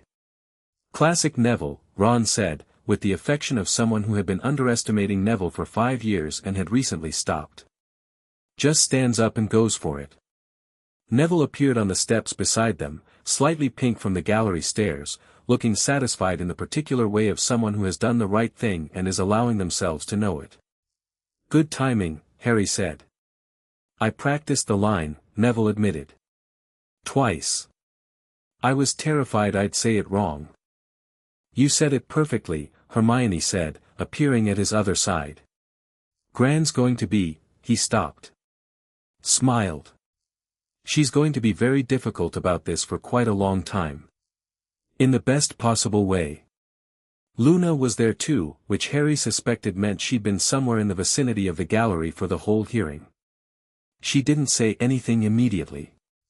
She stood beside Harry and looked at the city with her usual quality of serene, direct attention. "It felt different in there today," she said. "The chamber. Different from how it usually feels." "How does it usually feel?" Harry asked. "Like a room full of people doing their best to agree on what they already believe," she said. "Today it felt like a room full of people actually thinking." "That's the most optimistic reading of a political institution I've ever heard," Hermione said. "I'm aware it might not last," Luna said. "But it was real today." Harry looked at her. "Do you want to visit the Highland property?" he said. "Before it gets cold. Bring your father." Luna looked at him with the expression that was entirely Luna, the warm, sideways, completely direct expression of someone who saw things as they were and had no particular need to perform around them. "Yes," she said. "I'd like that very much." Sirius was standing slightly apart from all of them, watching the group with an expression Harry had started to recognize over the summer, the one that was happiness doing its best to be mistaken for simple contentment, because happiness was a larger word and required more room to hold. "Pub. Sirius said. Sirius, Hermione said. It's 4 in the afternoon, Sirius said. We've just achieved something significant. Pub. I have homework, Hermione said. You started 6th year 4 days ago, Ron said. That's 4 days of homework. She's right, though, Harry said. We need to get back for the DA session tonight. Sirius looked at him. You're going to the pub after the DA session. Obviously, Harry said. Then we're doing this properly, Sirius said, with the decisiveness of someone who had spent enough time being denied ordinary pleasures that he intended to fully occupy all available ones. I'll book a table at the Leaky. The table in the back. All of you. 8 o'clock. He said it with the authority of someone who was not asking, and nobody argued, because it was the right thing and everyone knew it. They walked down the ministry steps into the September afternoon, and the city moved around them with its ordinary, indifferent brilliance, and Harry walked in the middle of it, not leading, not being managed, not performing anything, just walking with his people through a city that was his too, as much as it was anyone's. He thought about the morning at the Burrow 4 days into this, standing at the kitchen table with the evidence markers in their neat rows, turning one of them in his fingers. He thought about the hospital bed and the diagnostic image and the pale blue compound thinning in its increments. He thought about the Gringotts letter and the 1981 order and all 74 letters laid out in sequence, the precise and comprehensive machinery of someone else's plan for his life. He thought about Scotland. About the library and the South Field and the morning he'd flown at sunrise and understood what his own magic actually felt like when it ran the way it was supposed to run. He thought about Dumbledore, who had looked at a 1-year-old child and seen a deployment problem. He thought about Molly, who had looked at that same child and seen something she loved so much she'd spent 15 years managing it down to a size she could hold. He thought about all the people who had looked at him and seen either an asset or a liability and had never quite managed to simply see him. He thought about who saw him. Hermione, 3 feet to his left, already explaining something to Neville about the DA curriculum with the focused energy of someone for whom helping people learn was simply a natural state of being. Ron, beside Neville, contributing an opinion about the practical session structure that was actually quite good and that Hermione was noting down despite herself. Luna, walking with the particular quality of someone who moved through the world in full awareness of its strangeness and found it comfortable. Neville, who had stood up in the gallery of the Wisengamot chamber and called for an expedited vote and said it without shaking, or if he'd shaken, had said it anyway. Sirius, who had arrived at a hospital room 4 days after the discovery with his hair disordered and his eyes completely awake and had spent the next month being precisely what was needed, not parental in the managed way, not instructive, just present and fierce and on his side completely. Harry thought about all of them. He thought about what it was to be genuinely known by people who chose you without being paid for it, without being instructed to, without a management plan or a compliance compound or a strategic deployment framework. He thought about what it felt like to be somebody's person the way they were his, freely, with full information, for no reason except that you were who you were and that was sufficient. It felt, he thought, like the difference between every version of before and right now. He was 16 years old. He was at full capacity for the first time in his life. He had a war ahead of him that he was not afraid of, a community around him that he'd built rather than been assigned, a house in the Scottish mountains with a 4-floor library and a Quidditch pitch in the South Field, and the absolute clear knowledge of who he was and what he was worth. He had not been broken by any of it. He had not been made small by any of it. He had come through it sharpened and clarified and entirely himself, and the world as he walked through it was wide open in every direction, and he chose his direction, and the choice was his, and it always would be. The September sky was very blue. He walked through it. Epilogue: 6 months later the Wisengamot's constitutional amendment was formally enacted on January 14, the binding dual authorization requirement now law. The formal censure of Dumbledore's chief warlock record was published in full in the Wisengamot Quarterly Record, and then reprinted in the Prophet, and then copied in 11 other wizarding publications across Europe. The public accounting of the Potter estate disbursements produced a secondary investigation into ministry officials that was ongoing as of February, with 4 individuals under formal review. Molly Weasley was convicted in October on 3 of the 4 charges, the assault charges and the financial complicity charge, carrying a combined sentence of 2 years in Azkaban, suspended pending appeal, with a 5-year period of supervised probation and mandatory reporting conditions. Her solicitor appealed immediately. The appeal was still pending. Arthur visited her twice a week. Ron visited once, in November, and came back from it looking wrung out and somehow cleaner, and didn't talk about it for a week, and then one evening at dinner told Harry what had been said, and Harry listened, and they sat with it together the way people who understood each other sat with difficult things. The DA, formerly the Advanced Defense Program, running Tuesday and Thursday evenings in the Room of Requirement with an open Saturday morning session, had an enrollment of 63 students by Christmas. Hermione ran the theoretical curriculum. Harry ran the practical sessions. Neville had taken over as lead for the remedial confidence work, which was an instinct Harry had trusted immediately and which had proven to be exactly right. Luna came to the Saturday sessions and taught something she called awareness practice that was strange and precise and more useful than anyone had initially expected. Snape's classes were, as McGonagall had anticipated with her measured precision, extremely interesting.